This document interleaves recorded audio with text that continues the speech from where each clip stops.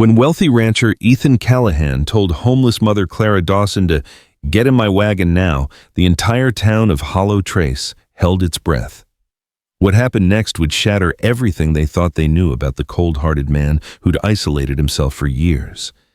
This is a story of redemption, unexpected kindness, and how sometimes the people we judge the harshest hold the greatest capacity for love.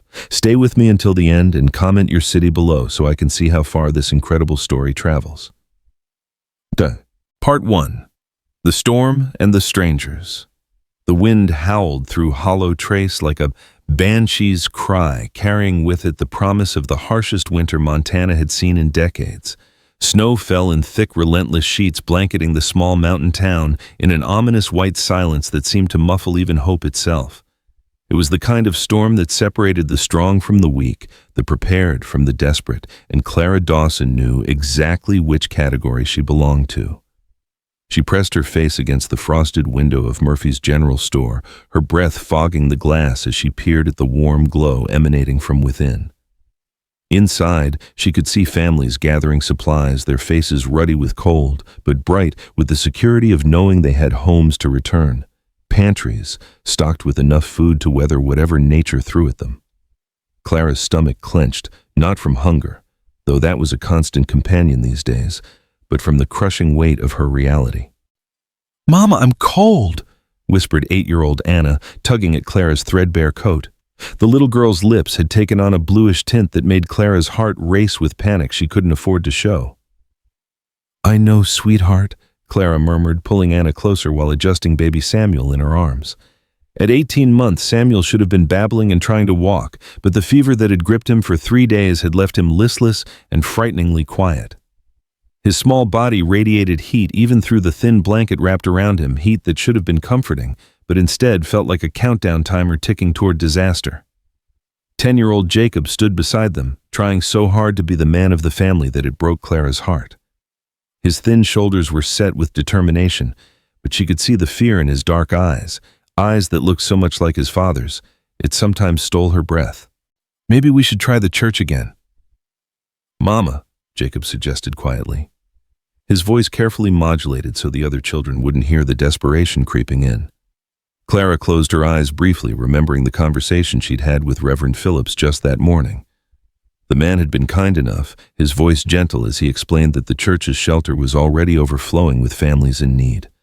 "I wish we had room, Mrs. Dawson," he'd said, his weathered hands clasped apologetically. "But with the Hendersons and the O'Briens already staying in the back rooms and little Mary Sullivan still recovering from pneumonia, perhaps you could try the boarding house." But Clara had already tried the boarding house. Mrs. Pemberton had taken one look at Clara's empty purse and sick baby before shaking her head with a mixture of pity and business pragmatism. "I'm sorry, dear, but I can't afford to take in charity cases, not with winter coming on so hard." That had been this morning. Since then, Clara had walked every street in Hollow Trace, knocking on doors, swallowing her pride with each plea for help. Some people had been kind but firm in their refusals. Times were hard for everyone. Others had been less kind, viewing Clara and her children as outsiders who had brought their troubles upon themselves. She should have thought of this before her husband went and got himself killed in that mine.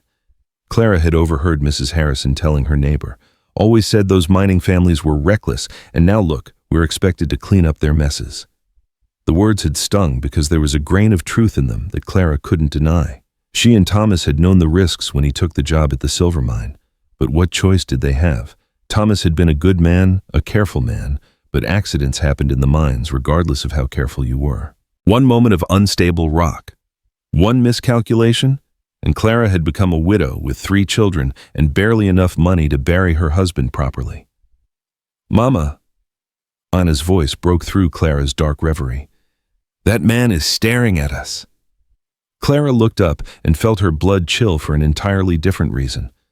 Across the street, partially obscured by the swirling snow, stood a figure that every resident of Hollow Trace knew, by reputation, if not by sight.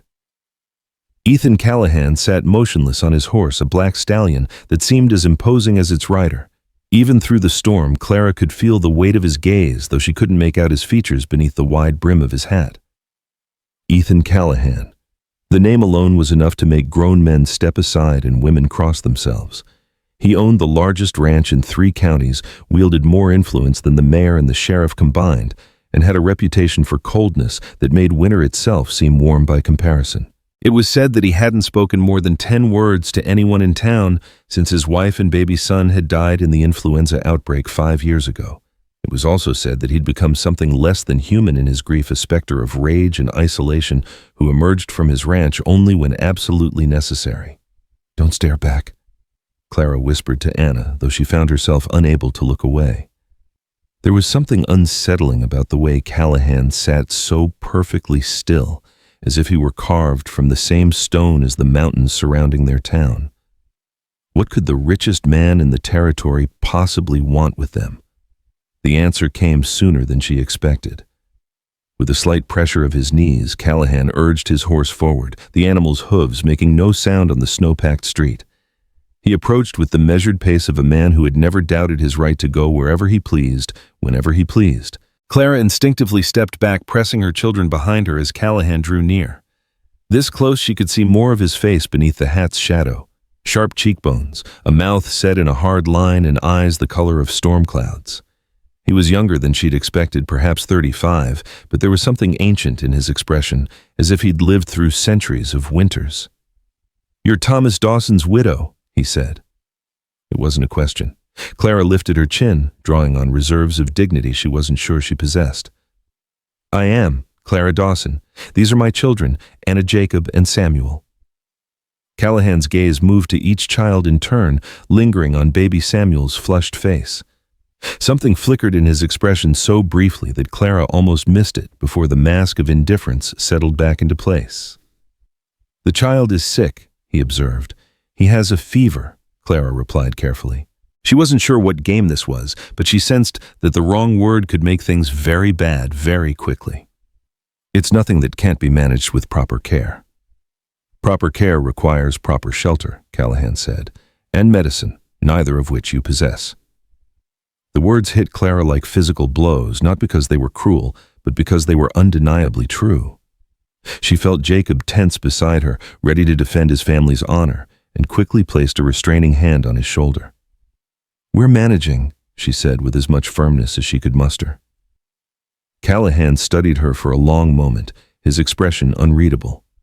Around them, the storm continued to rage, and Clara became acutely aware that they were drawing attention. She could see faces pressed against windows, people slowing their pace to watch this unprecedented interaction between the town's most powerful man and its most desperate family. "Get in the wagon," Callahan said suddenly. Clara blinked, certain she'd misheard.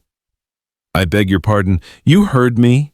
Callahan turned his horse slightly, and for the first time Clara noticed the supply wagon hitched behind him, its bed already partially filled with goods from the general store. "Get in the wagon, now!" The command in his voice was absolute, brooking no argument, but Clara found herself arguing anyway. "Mr. Callahan, I appreciate whatever gesture this is meant to be, but we don't need... Your baby will be dead before morning if you spend another night in whatever hovel you've been sheltering in." Callahan cut her off, his voice devoid of emotion, but somehow all the more impactful for its clinical delivery. "You have no money, no food, and no prospects. The town has made it clear they won't help you, so you have exactly 2 choices: get in the wagon or watch your children freeze." Clara's mouth opened and closed soundlessly. She could feel the weight of every gaze in town upon them, could practically hear the whispers that would follow this moment for years to come. But beneath her shock and wounded pride, a terrible clarity was taking hold. Callahan was right. Samuel's condition was worsening by the hour, and she had nowhere left to turn. "Why," she managed to ask, "why would you help us?" For a moment, Callahan's expression softened almost imperceptibly. "Because your husband was a good man," he said quietly, "and because I have room." It wasn't much of an explanation, but something in his tone suggested it was all she was going to get. Clara looked down at Samuel, whose breathing had become more labored in just the few minutes they'd been standing in the cold, than at Anna's blue lips and Jacob's trembling shoulders, despite his brave facade. "If we come with you," she said slowly, "what do you expect in return?" Callahan's mouth quirked upward in what might have been the ghost of a smile. "I expect you to keep your children alive," he said. "Everything else we can figure out as we go." Clara felt tears prick at her eyes. Tears of relief, fear, and something that might have been hope. Around them, the storm raged on, but for the first time in days, she felt like they might actually survive it.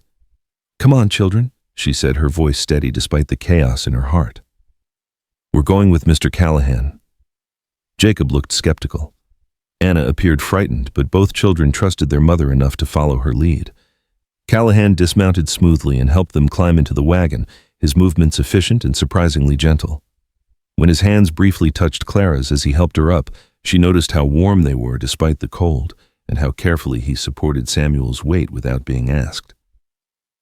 Once they were settled among the supplies, Callahan remounted his horse and began leading them out of town.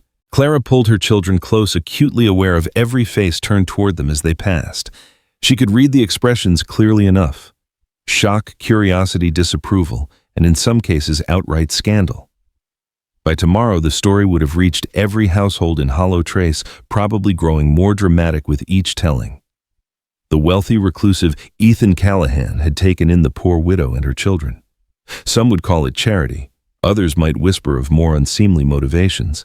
But as Clara felt Samuel's fever burning against her chest and watched Anna's colors slowly return in the shelter of the wagon's canvas cover, she found she didn't care what people said. Her children would be warm tonight, they would be fed, and maybe, just maybe, they would live to see spring. The ride to Silver Creek Ranch took nearly an hour through the worsening storm. Clara had heard stories about Callahan's property, thousands of acres of prime grazing land, herds of cattle that numbered in the hundreds, a house that was more mansion than ranch home. But nothing had prepared her for the reality of it. Even through the swirling snow, the main house was impressive, a sprawling two-story structure built from local stone and timber with wide verandas and large windows that glowed warmly against the storm.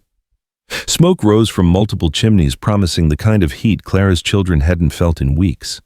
Outbuildings dotted the landscape like small cities, and even in the storm she could make out the shapes of horses in paddocks and cattle huddled against the wind. It was the kind of place where people like her might work in the kitchens, or laundry perhaps, but never the kind of place where they were invited to stay as guests. The disparity between Callahan's world and her own hit her with fresh force, making her wonder what she'd gotten herself into. Callahan led them to the front entrance, dismounting and helping them down from the wagon with the same careful efficiency he'd shown in town. As they approached the massive front door, Clara felt a moment of panic. What was she supposed to say? How was she supposed to act? She'd never been inside a house like this, had never moved in circles where people owned property worth more than entire towns. But before she could work herself into a proper state of anxiety, the door opened to reveal a woman. Clara guessed to be in her 50s, with graying hair pulled back in a practical bun and kind eyes set in a weathered face. She wore a simple brown dress covered by a clean apron, and her expression shifted from mild curiosity to warm concern the moment she saw the children. "Mr. Ethan," she said, her voice carrying a slight Irish accent. "You didn't mention you'd be bringing guests." "Mrs. O'Malley," Callahan replied, stamping snow from his boots. "This is Mrs. Dawson and her children. They'll be staying with us for the winter." If Mrs. O'Malley was surprised by this announcement, she hid it well. Instead, she immediately focused on what was most important. "That baby's burning with fever," she observed, reaching out to touch Samuel's forehead. "Poor little lamb. Come in, all of you. No sense standing in the cold when there's warm soup waiting in the kitchen." The interior of the house was every bit as impressive as Clara had feared. The entryway alone was larger than the cabin she and Thomas had shared, with polished wood floors, covered by expensive rugs and walls lined with paintings that probably cost more than most people earned in a year. A massive staircase curved upward to the second floor, its banister carved with intricate designs that spoke of craftsmen who took pride in their work. But Mrs. O'Malley didn't give Clara time to feel intimidated. "Don't you worry about anything but getting warm and fed," she said briskly, leading them toward what Clara assumed was the kitchen. "I've been keeping house for Mr. Ethan for nigh on 15 years, and I know how to make folks comfortable. Jacob, is it? You look like a young man who could handle some real food. And Anna, sweetheart, when's the last time you had fresh bread?" We, Anna stammered, overwhelmed by the sudden kindness after days of rejection. "Never mind explanations now," Mrs. O'Malley said gently. Time enough for talk when everyone's warm and fed. Mr. Ethan, that baby needs medicine and soon. Callahan nodded curtly. I'll ride to town for Doc Peterson. In this storm? Clara protested. It's too dangerous. Callahan looked at her with an expression that was almost amused. Mrs. Dawson, I've ridden through worse storms than this since before you were born. Peterson will come if I ask him to. Because you pay him well enough, Mrs. O'Malley muttered, but there was affection in her tone rather than criticism. Because I pay him well enough. Callahan agreed without shame. I'll be back within 2 hours. As he turned to leave, Clara felt a sudden panic at being left alone in this grand house with only the housekeeper and her children. Mr. Callahan, she called out, her voice sounding smaller than she'd intended. He paused, looking back at her with raised eyebrows. Thank you, she said simply, because there were no words adequate for what he was doing for them. Something shifted in Callahan's expression, a subtle softening that transformed his entire face. Don't thank me yet, Mrs. Dawson, he said quietly. Wait until you see if you can stand living here. Before Clara could ask what he meant by that cryptic comment, he was gone, leaving her alone with Mrs. O'Malley and a dozen new questions. Don't mind him, Mrs. O'Malley said, apparently reading Clara's expression. He's forgotten how to talk to people properly since he lost his family, but his heart's in the right place, even if he hides it better than a miser hides his gold. Now come along, let's get some food in you and see about bringing down that baby's fever. The kitchen was a revelation larger than most people's entire homes, with a massive stove that radiated blessed heat, shelves lined with preserved foods, and a table that could easily seat a dozen people. Mrs. O'Malley settled them at one end of it, immediately setting about the business of feeding them, with the efficiency of someone who'd spent decades caring for others. Mrs. O'Malley, Clara began hesitantly. I don't want to impose nonsense, the older woman said firmly, ladling soup into bowls. This house has been too quiet for too long. It'll do us all good to have children's voices echoing through the halls again. As Clara watched Anna and Jacob eat with the desperate hunger of children who'd been rationing scraps for days, she found herself studying Mrs. O'Malley more carefully. There was something in the woman's manner, a careful kindness, a way of not asking questions that might embarrass, that suggested she understood poverty from personal experience. You're wondering about me, Mrs. O'Malley said, with a slight smile, apparently catching Clara's scrutiny. I'm sorry, I didn't mean to stare. No need to apologize. It's natural to be curious. Mrs. O'Malley wiped her hands on her apron and sat down across from Clara. I came to work for the Callahans when Ethan was just a boy, after my husband died in a mine accident, not so different from the one that took your Thomas. Clara felt her breath catch. You knew my husband. Knew of him. Good reputation among the miners, careful, honest, looked out for the younger men. Mrs. O'Malley's expression grew thoughtful. Ethan knew him too, I think, though he's never said so directly, but there's no other reason he'd have brought you here. What do you mean? Mrs. O'Malley hesitated, glancing at the children before choosing her words carefully. Mr. Ethan, he's not the same man he was before he lost Mary and little Thomas. He doesn't involve himself in town affairs anymore, doesn't help people the way he used to. For him to bring you here to open his home, well, it means something. Before Clara could ask what that something might be, Samuel stirred in her arms, his breathing becoming more labored. The brief respite of warmth and food dissolved as maternal panic reasserted itself. His fever's getting worse, Clara said, her voice tight with worry. Mrs. O'Malley was immediately all business. Bring him upstairs. There's a room next to yours where we can tend to him properly. The second floor of the house was as impressive as the first, with a long hallway lined with doors and windows that would offer spectacular views in daylight. Mrs. O'Malley led them to a corner room that was larger than Clara's entire previous home, furnished with a massive bed, comfortable chairs, and its own fireplace where a fire was already crackling. This was... Mrs. O'Malley began, then stopped herself. This room has good light and stays warm, perfect for a sick child. As Clara settled Samuel on the bed, she noticed details that Mrs. O'Malley's tactful paws had tried to spare her. A child's rocking horse in the corner, a shelf with picture books, toys that had been carefully arranged but showed signs of loving use. This was his son's room, Clara said quietly. Mrs. O'Malley nodded, her expression sad but not surprised that Clara had figured it out. Little Thomas. He'd be about 7 now if... Well, if things had been different. Clara looked around the room with new eyes, understanding now why Callahan's offer of help had seemed so unprecedented. He wasn't just giving her family shelter, he was giving them his most private space, the shrine to his lost child. "Maybe we shouldn't," Clara began. "You should," Mrs. O'Malley said firmly. "That man has been carrying grief like a stone in his chest for 5 years. Maybe it's time he shared some of the weight."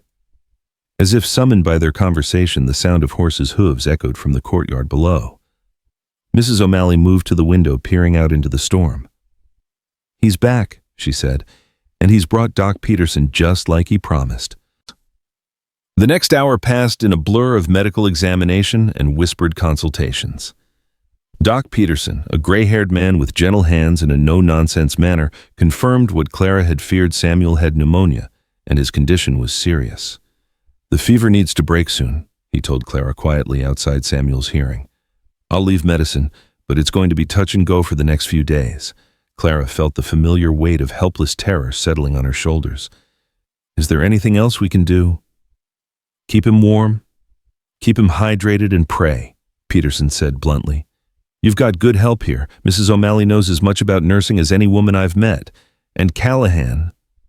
He glanced toward the door where their host stood in quiet conversation with his housekeeper. "He's got some medical training from his army days. Between the three of you, the boy's got a fighting chance." After Peterson left, promising to return the next day regardless of weather, Clara found herself alone with Callahan for the first time since their arrival. Anna and Jacob had been fed and settled in their own room down the hall, and Mrs. O'Malley had tactfully withdrawn to prepare more medicine. "I know what you're thinking," Callahan said quietly, standing by the window and watching the storm rage outside. "Do you?" Clara asked, her attention divided between Samuel's labored breathing and the enigmatic man who'd brought them here. "You're wondering what I want in return," he said. "What my real motivations are." Clara felt heat rise in her cheeks, partly because he was right, and partly because the direct way he addressed her unspoken concerns was unsettling. "It did cross my mind," she admitted. Callahan was quiet for a long moment, his profile stark against the window. "5 years ago, your husband came to see me," he said finally. "He'd heard about some new safety procedures being used in mines back east, better ventilation systems, early warning signs for unstable rock. He wanted me to invest in upgrading the equipment at the Silver Creek mine." Clara felt her breath catch. She'd had no idea Thomas had approached Callahan about mine safety.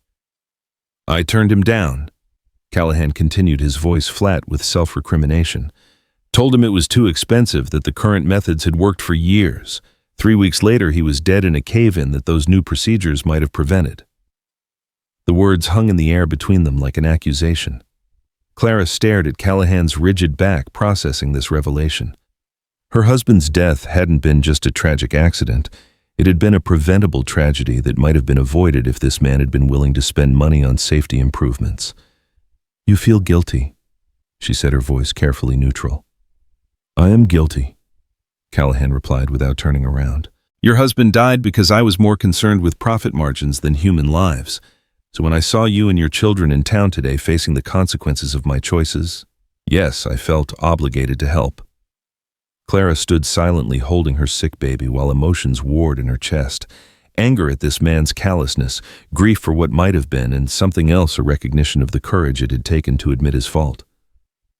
"Is that the only reason?" she asked. This time, Callahan did turn around, his storm-gray eyes meeting hers directly. "No," he said simply. "It's not." He didn't elaborate, and something in his expression warned Clara that pushing for more details would be unwelcome. Instead, she looked down at Samuel, whose fever seemed to be climbing despite the medicine. "He's getting worse," she whispered. Callahan moved to the bed, placing a gentle hand on Samuel's forehead. "The fever will probably spike before it breaks," he said. "It's going to be a long night." "I can manage." "We can manage," Callahan corrected her. "Mrs. O'Malley and I have experience with sick children. You don't have to carry this alone anymore." The simple kindness in his words nearly undid Clara's composure. She'd been carrying everything alone for so long that she'd forgotten what it felt like to have help to share the weight of worry and responsibility. "Why are you doing this?" she asked again, her voice breaking slightly. Callahan studied her face for a long moment before answering. "Because sometimes the ghosts of our past give us a chance to do better," he said quietly. "And because that little boy deserves to live to see his 3rd birthday." As if responding to their conversation, Samuel stirred restlessly, his breathing becoming more shallow. Clara immediately moved to comfort him, but Callahan was there first, his large hands surprisingly gentle as he adjusted the child's position to ease his breathing.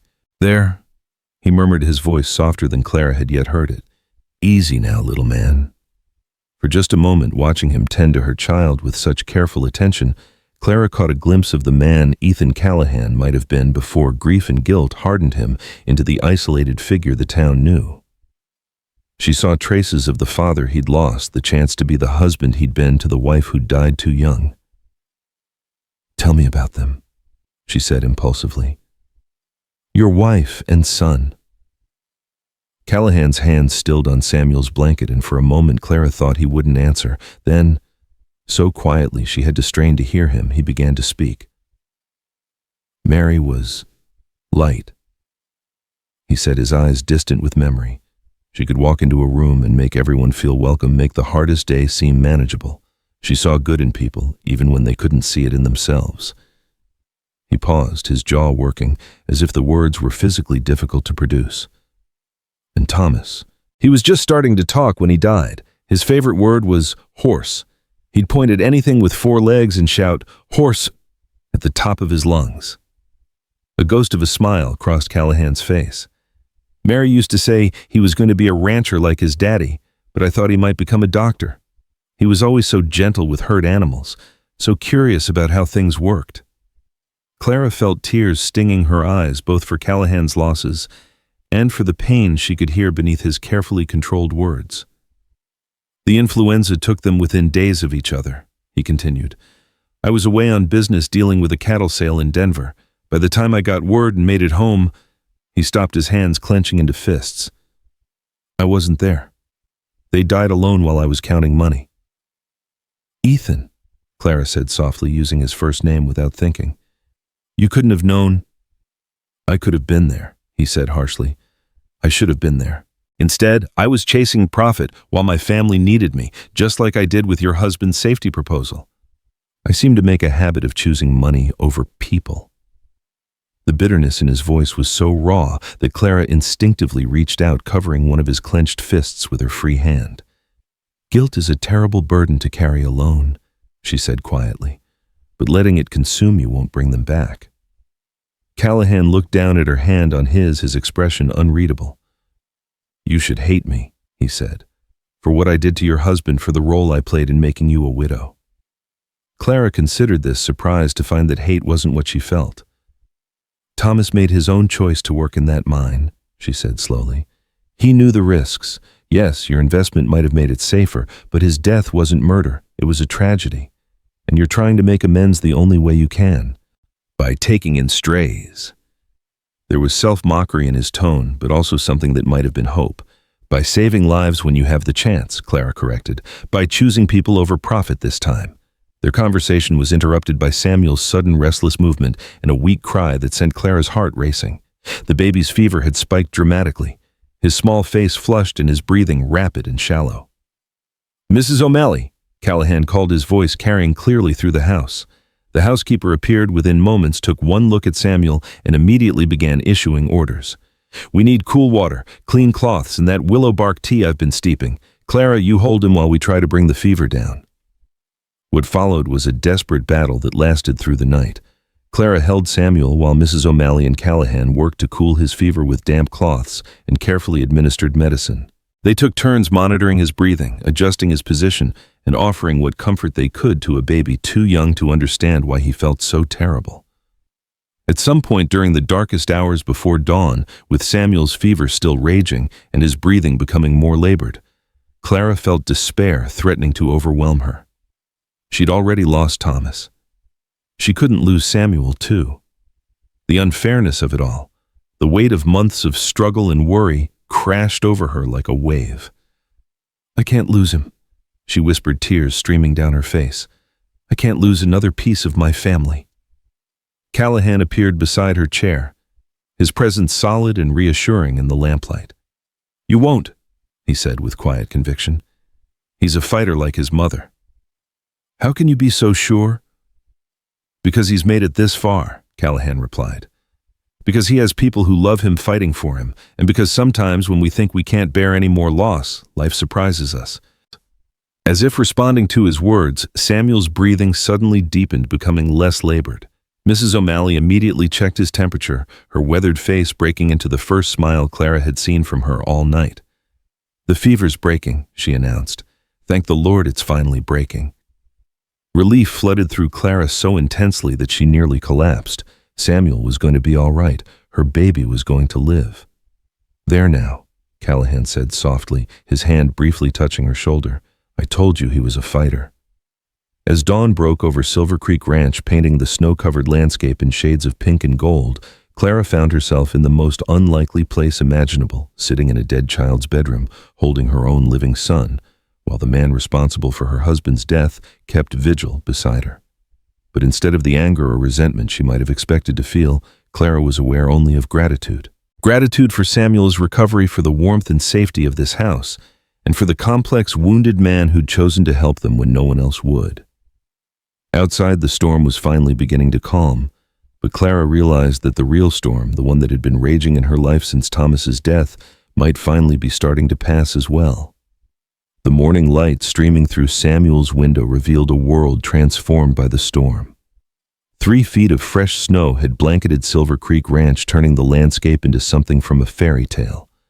Clara stood at the window, watching Ethan direct his ranch hands as they dug paths between the buildings, his commanding presence evident even in the simple task of snow removal.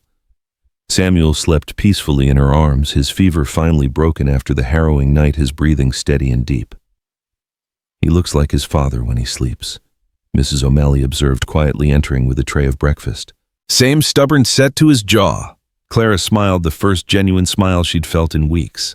Thomas used to say Samuel would be trouble when he got older, too determined for his own good. "Determination's not a bad trait to have in this world," Mrs. O'Malley said, setting the tray on the small table by the window. "Especially for a boy who's going to have to make his own way."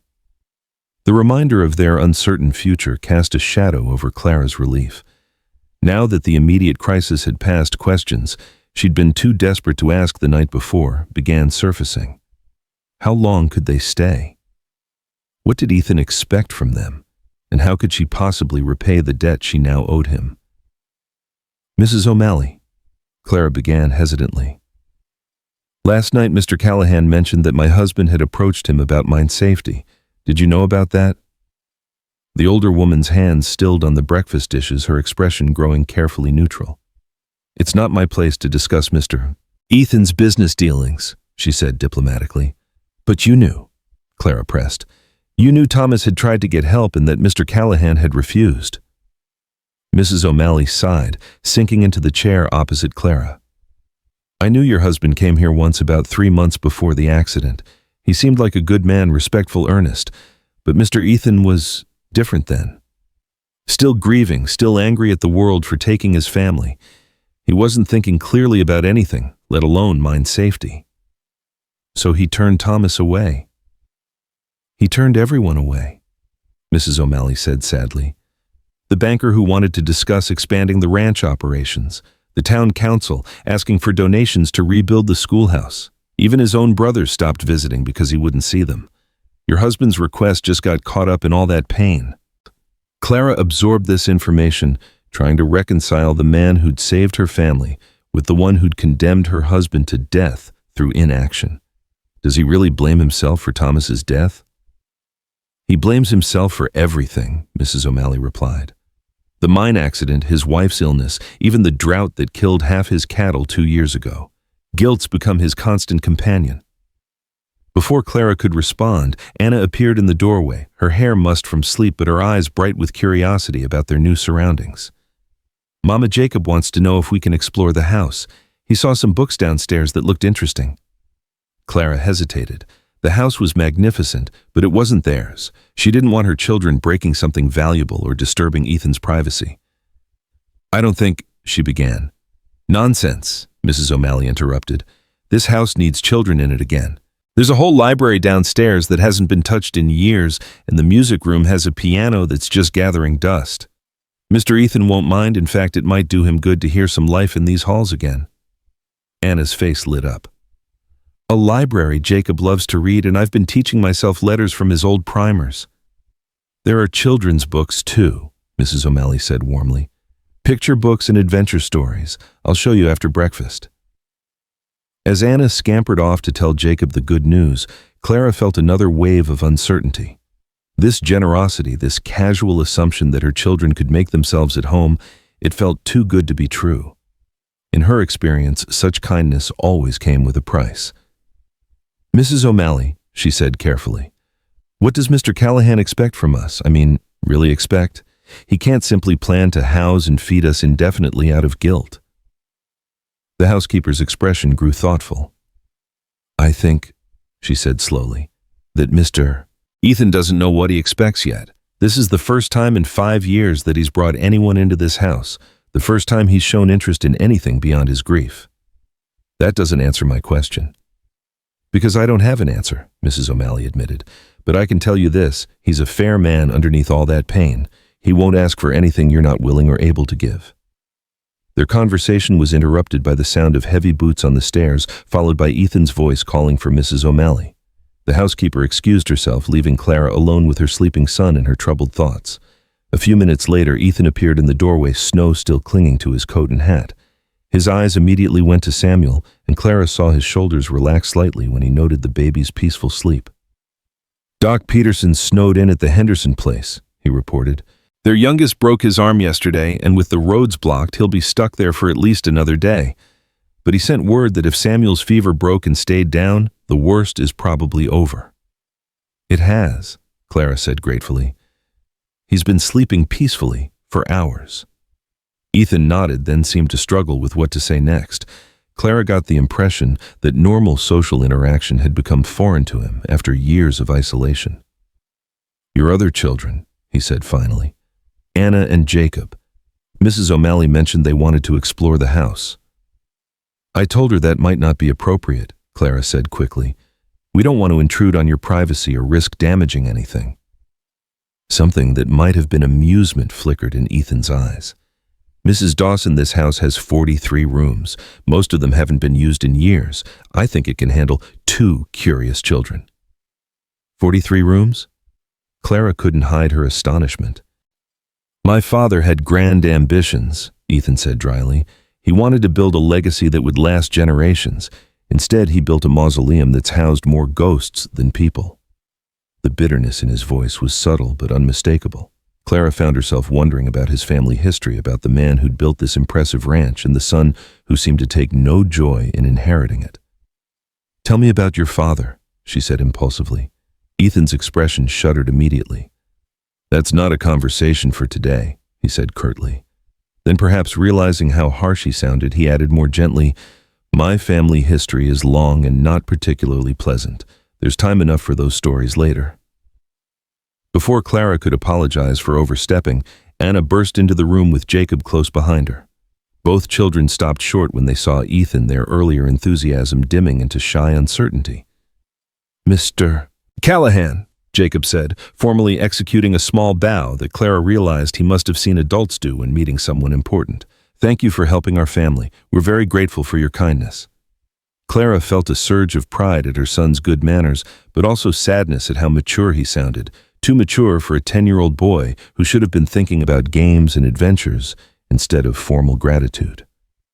Ethan seemed struck by Jacob's seriousness. He studied the boy for a long moment before crouching down to bring himself closer to eye level. "Jacob, right? Your mother tells me you like to read." Jacob nodded eagerly, his formal composure cracking slightly. "Yes, sir. I've read all the books we owned and some that the preacher let me borrow. I know most of my letters and numbers, too." "What kind of books do you like best? Adventure stories?" Jacob admitted, his eyes lighting up. "Stories about explorers and cowboys and, well, stories about brave people doing important things." Ethan was quiet for a moment, and Clara could see him struggling with some internal debate. Finally, he seemed to reach a decision. "Would you like to see my library? I have some books you might find interesting." Jacob's face transformed with excitement. "Really, you mean it?" "I mean it," Ethan confirmed, standing up. "And Anna, I believe Mrs. O'Malley mentioned you're learning your letters." Anna nodded shyly, still partly hidden behind Jacob. "Then you might like the picture books I have. Some of them have very interesting stories about faraway places and magical adventures." The effect of Ethan's offer on her children was immediate and dramatic. Anna stepped out from behind Jacob, her eyes wide with wonder, while Jacob practically vibrated with excitement. Clara felt her throat tighten with emotion. It had been so long since she'd seen her children look truly happy. "Can we go now?" Anna asked, then immediately looked embarrassed by her eagerness. "I mean, if it's convenient for you, sir." This time, Ethan's smile was genuine and reached his eyes. "It's convenient," he assured her. "Mrs. O'Malley, would you mind showing them around while I speak with their mother?" After the children left with Mrs. O'Malley chattering excitedly about books and adventures, an awkward silence settled over the room. Clara found herself acutely aware of being alone with Ethan again, of the intimacy that had developed between them during the long night of nursing Samuel. "They're good children," Ethan said finally. "They've had to grow up too fast," Clara replied. "Especially Jacob. Since Thomas died, he's tried so hard to be the man of the family." "That's a heavy burden for a 10-year-old. "Yes, it is." Clara looked down at Samuel, still sleeping peacefully in her arms. "Sometimes I wonder if I'm doing right by them trying to hold our family together instead of making other arrangements." "Other arrangements?" Ethan's voice sharpened slightly. Clara felt heat rise in her cheeks. "There are families who might take Anna, people who could give her opportunities I can't. And Jacob's bright enough that someone might sponsor his education if I could bear to let him go." "And Samuel?" The question was quietly asked, but Clara heard the steel beneath it. "He's just a baby. He needs his mother." "They all need their mother," Ethan said firmly. "Anna and Jacob need you just as much as Samuel does, even if they're old enough to survive without you." "Survival isn't the same as thriving," Clara argued. "What kind of life can I give them? I have no money, no skills that anyone wants to pay for, no family to help us. At least, if they were with other families." "They'd be orphans," Ethan interrupted. "Well-fed orphans perhaps, but orphans nonetheless. Is that really what you think Thomas would have wanted for his children?" The mention of her husband hit Clara like a physical blow.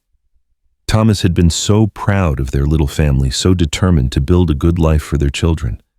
The idea of splitting them up would have horrified him. "Thomas is dead." She said, her voice harder than she intended. "He doesn't get a say in these decisions anymore." "No," Ethan agreed quietly. "But you do. And you're stronger than you think you are." Clara looked at him sharply. "How would you know? You don't know anything about me except that I'm poor and desperate enough to accept charity from a stranger." "I know you walked through a blizzard carrying a sick baby rather than abandon him," Ethan replied. "I know you've kept your family together through months of hardship that would have broken weaker people. And I know you raised children who are polite, intelligent, and brave enough to start over in a strange place without complaint." His words were matter-of-fact, but Clara could hear the conviction behind them. Still, conviction didn't change reality. "Strength doesn't pay for food or medicine," she said bitterly. "It doesn't put roofs over heads or shoes on feet." "No," Ethan acknowledged, "but it's what allows people to find ways to do those things. And you're not doing this alone anymore." The simple statement hung in the air between them, loaded with implications that Clara wasn't sure she was ready to examine. Before she could formulate a response, Samuel stirred in her arms, making the soft sounds that meant he was waking up. "He's probably hungry," Clara said, grateful for the distraction. "I should feed him." "Of course." Ethan moved toward the door, then paused. "Mrs. Dawson." "Clara, we should talk about expectations about what happens next, but not today. Today you should rest and let your children explore their new surroundings. Tomorrow we can discuss the future." After he left, Clara settled into the rocking chair by the window to nurse Samuel. As her son fed contentedly, she found herself staring out at the snow-covered ranch, trying to process everything that had happened in the last 24 hours. This time yesterday she'd been desperate and homeless, facing the very real possibility that her children might freeze or starve. Now they were warm-fed and safe in the most beautiful house she'd ever seen, cared for by people who seemed genuinely kind. It felt like a dream, the kind that was too good to be true and therefore likely to end badly. But as she watched ranch hands going about their work below, as she listened to the distant sound of Anna's laughter echoing from somewhere in the house, Clara found herself daring to hope that maybe, just maybe this time, things might work out differently. The afternoon passed quietly. Clara spent most of it in Samuel's room, alternating between dozing and watching her son sleep. Mrs. O'Malley brought meals at regular intervals, each one more elaborate than anything Clara had eaten in months. When she tried to protest the waste of good food on someone who couldn't pay for it, the housekeeper waved her concerns away. "Food's meant to be eaten," Mrs. O'Malley said practically, "and you need to build your strength back up. You're nothing but skin and bones." Anna and Jacob appeared periodically to report on their adventures. They discovered the library. Mama. There are hundreds of books, maybe thousands. And the music room where Anna had shyly tried a few keys on the piano. Jacob had found a collection of maps in Ethan's study and spent an hour tracing the routes of famous explorers. "Mr. Callahan knows about all the places," Anna reported breathlessly. "He's been to Denver and San Francisco and even New York City. He said maybe someday he'd tell us about the ocean." "He's traveled a lot," Clara asked, intrigued by this glimpse into Ethan's past. "Before his family died," Jacob said, with the matter-of-fact acceptance children had for adult tragedies. "Mrs. O'Malley said he used to travel for business, buying and selling cattle, but now he mostly stays here." Clara filed this information away, adding it to the growing picture of a man who'd once been engaged with the world, before grief turned him into a recluse.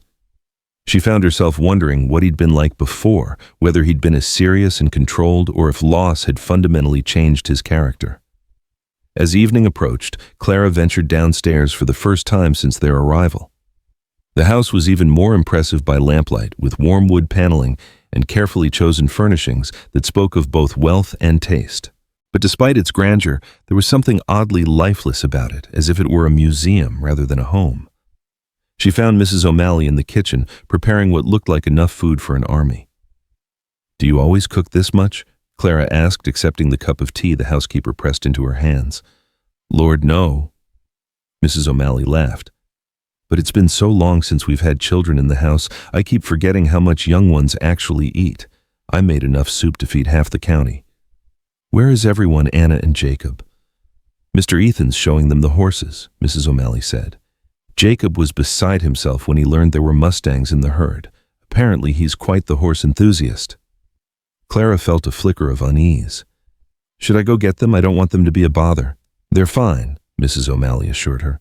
"Mr. Ethan might not remember how to talk to adults anymore, but he's good with children. Always was, even before he had his own." Through the kitchen window, Clara could see the barn golden light spilling from its open doors into the twilight.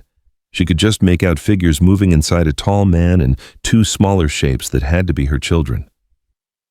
"Mrs. O'Malley," Clara said carefully, "can I ask you something personal?" "You can ask. Can't promise I'll answer." "What was he like before Ethan, I mean? Before he lost his family?" Mrs. O'Malley was quiet for so long that Clara thought she wouldn't respond. Finally, the older woman sighed and sat down across from her. "He was lighter," she said slowly. "Quicker to laugh, quicker to help when people needed it. He loved this ranch, loved the work and the animals and the land. But more than that, he loved Mary and little Thomas with a devotion that was beautiful to see." She paused, staring into her own cup of tea. "I think that's part of why their deaths hit him so hard," she continued. "He'd built his whole world around them, and when they were gone, well, it was like the sun went out. He's been living in winter ever since. And he's never shown interest in anyone else, no other woman." Mrs. O'Malley's eyes sharpened slightly. "Now that's a very interesting question, Mrs. Dawson. Any particular reason you're asking?" Clara felt her cheeks burn. I'm trying to understand him. To understand why he helped us." "Are you—" Mrs. O'Malley's tone was neutral, but Clara caught the knowing look in her eyes. "Well, to answer your question, no. He's never shown interest in another woman. Haven't seen him show interest in much of anything, truth be told, until yesterday." Before Clara could ask what she meant by that cryptic comment, the kitchen door opened and her children tumbled in their faces bright with cold and excitement. "Mama!" Anna exclaimed. "We saw the horses." "There's a mare who's going to have a baby, and Mr. Callahan said we might be able to watch when it's born. And there's a stallion named Thunder who's black as midnight," Jacob added. "Mr. Callahan let me give him an apple. He's the most beautiful horse I've ever seen." Ethan followed them in brushing snow from his coat. His eyes found Clara immediately, and she was struck by how different he looked, more relaxed, younger somehow.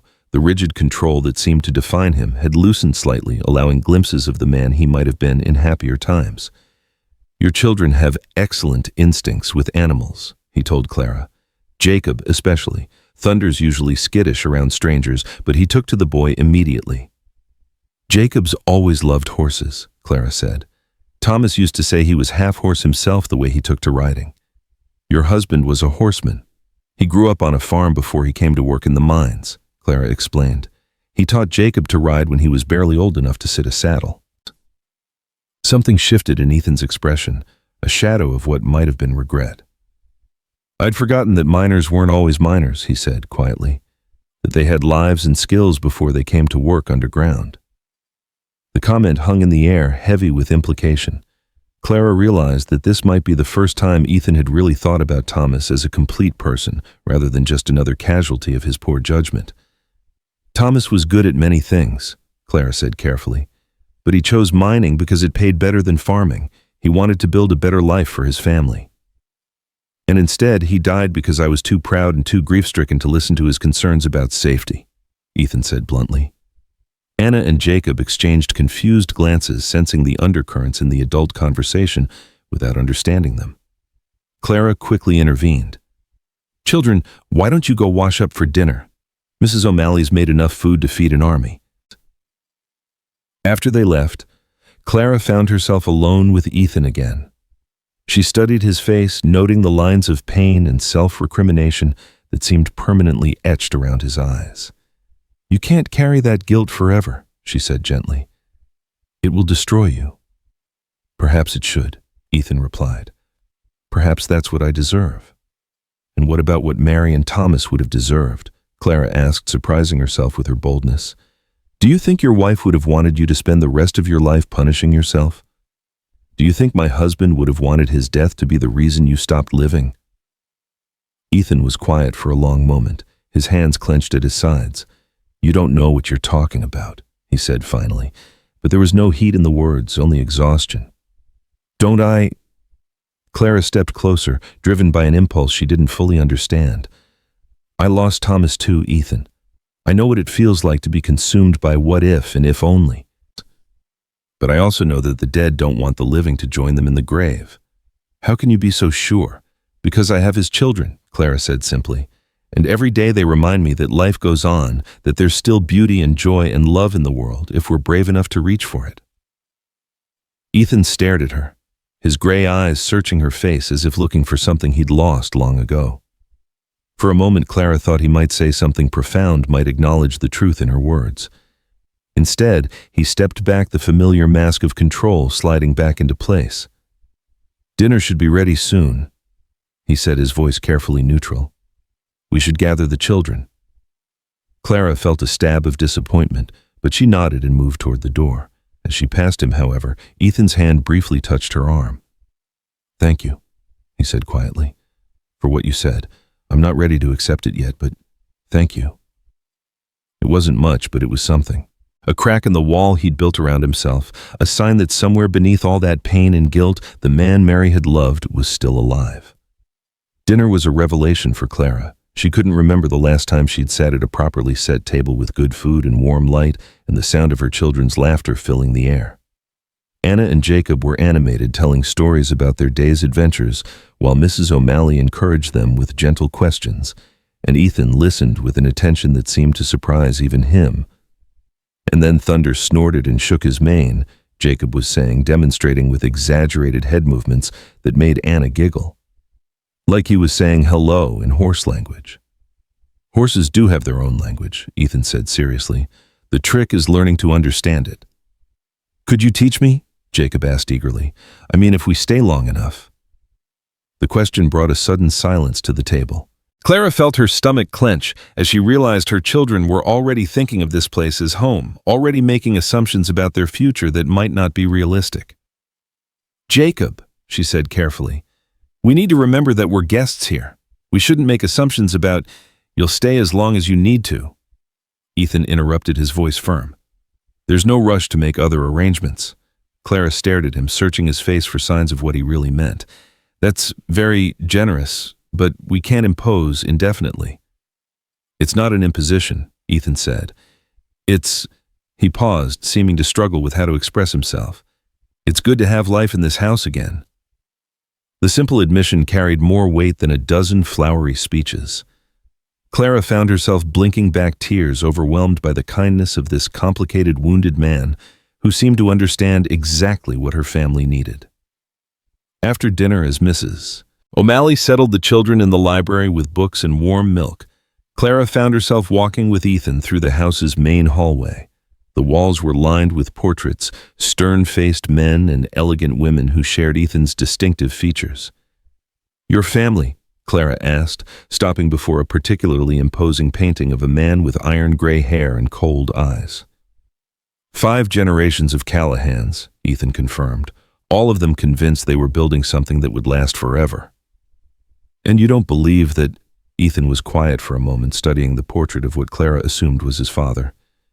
"I used to," he said finally, "when I was young and foolish and thought I could control the future through sheer force of will."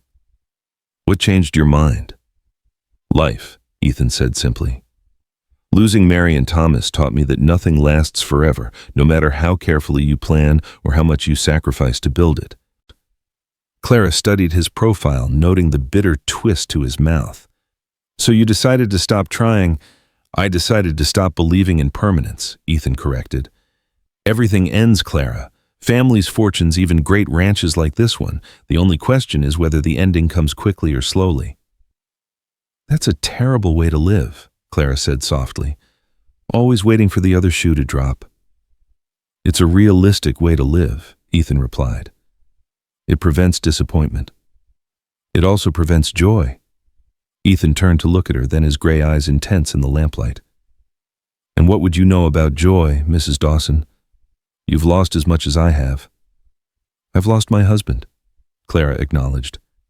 "But I haven't lost my capacity to hope. I haven't given up on the possibility that tomorrow might be better than today. Even after everything you've been through. Especially after everything I've been through," Clara said firmly. "Because I've learned that the worst thing that can happen to you isn't losing someone you love. It's letting that loss convince you that love itself isn't worth the risk." Ethan stared at her for a long moment, and Clara could almost see the battle taking place behind his eyes, the part of him that wanted to believe her words warring with the part that had learned to expect only pain from hope. "You're a remarkable woman, Clara Dawson," he said finally. "I'm beginning to understand why Thomas fought so hard to protect his family." The unexpected compliment caught Clara off guard, sending warmth flooding through her chest. "I'm not remarkable," she protested. "I'm just stubborn." "Sometimes they're the same thing," Ethan said with the ghost of a smile.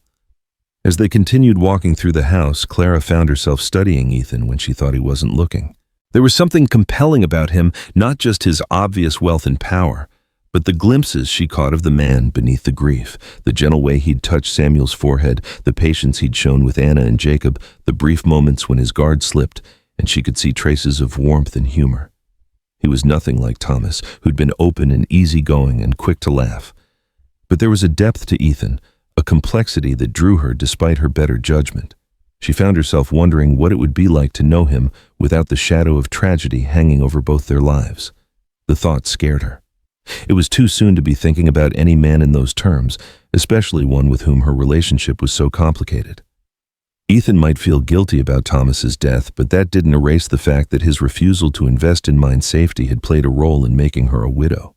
And yet, as they paused before a window that looked out over the moonlit ranch, Clara couldn't deny the pull she felt toward this enigmatic man who'd saved her family when no one else would.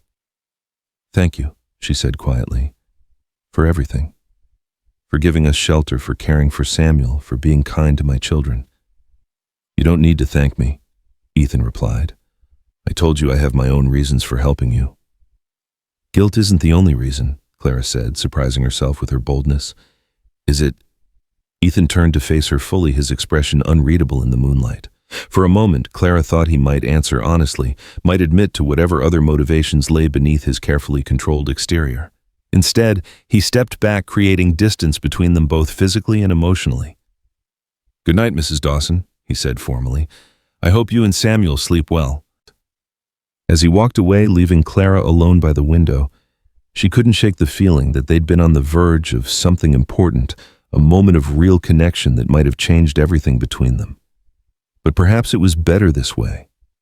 Perhaps some conversations were too dangerous to have, some truths too complicated to face. Still, as Clara made her way back to Samuel's room, she found herself hoping that tomorrow might bring another chance to glimpse the man Ethan Callahan truly was beneath all his carefully constructed defenses. 3 days had passed since that moonlit conversation, and Clara found herself settling into a rhythm at Silver Creek Ranch that felt both natural and terrifying.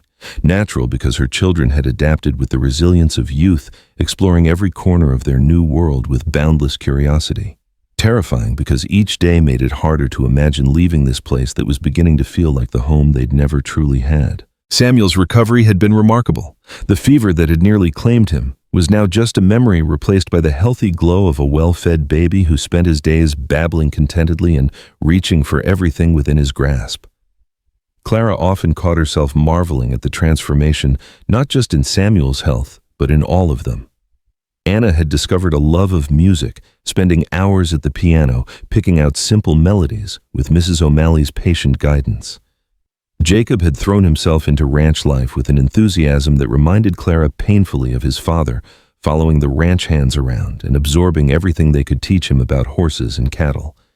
And Ethan remained an enigma. He was unfailingly polite, quietly generous, and surprisingly good with her children.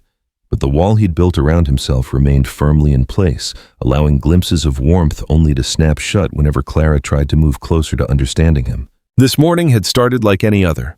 Clara woke to the sound of Anna practicing scales on the piano, the notes drifting up through the house like a gentle alarm clock.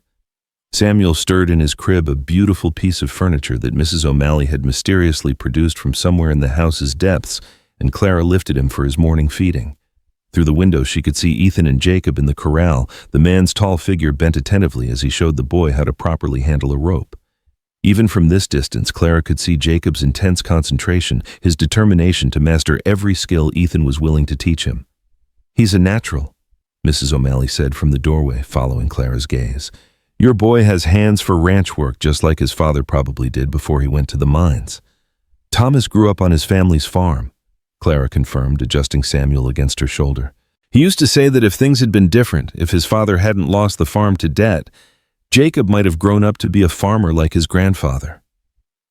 "Well, ranching's not so different from farming," Mrs. O'Malley observed, "and Mr. Ethan's taken quite a shine to the boy. Haven't seen him spend this much time with anyone since—" She trailed off, but Clara knew she meant since his own son had died. The thought sent a familiar pang through Clara's chest. She'd been watching Ethan with Jacob, seeing how the man's stern expression softened when he was teaching her son how his rare smiles came more easily when Jacob was around. It was beautiful to witness, but it also worried her. What would happen when they inevitably had to leave? How much would it hurt Jacob to lose another father figure? How much would it hurt Ethan to lose another son? "Mrs. O'Malley," Clara began hesitantly, "has Mr. Callahan said anything about how long we can stay?" The older woman's expression grew carefully neutral. "He's not one for making long-term plans anymore," she said diplomatically. "Takes things one day at a time." "That's not really an answer." "No, it's not," Mrs. O'Malley agreed. "But it's the only one I can give you. Mr. Ethan's been hurt too much to make promises about the future. All I can tell you is that he's happier than I've seen him in years, and that's worth something." Before Clara could pursue the topic further, Anna burst into the room with uncharacteristic urgency. "Mama, come quick!" she exclaimed, her face flushed with excitement and worry. "Something's wrong with Thunder." Clara's heart immediately jumped to her throat. Thunder was the magnificent black stallion that had captured Jacob's imagination, the horse Ethan prized above all others.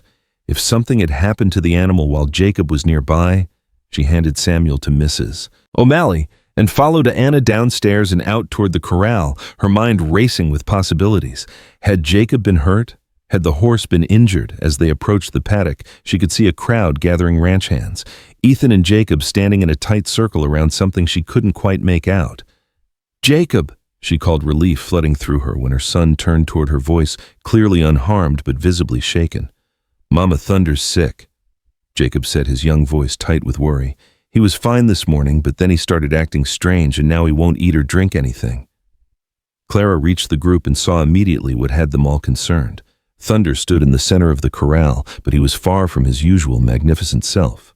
The stallion's head hung low, his breathing was labored, and there was a glassy, unfocused look in his eyes that spoke of serious illness. "How long has he been like this?" Ethan was asking one of the ranch hands, his voice tense with concern.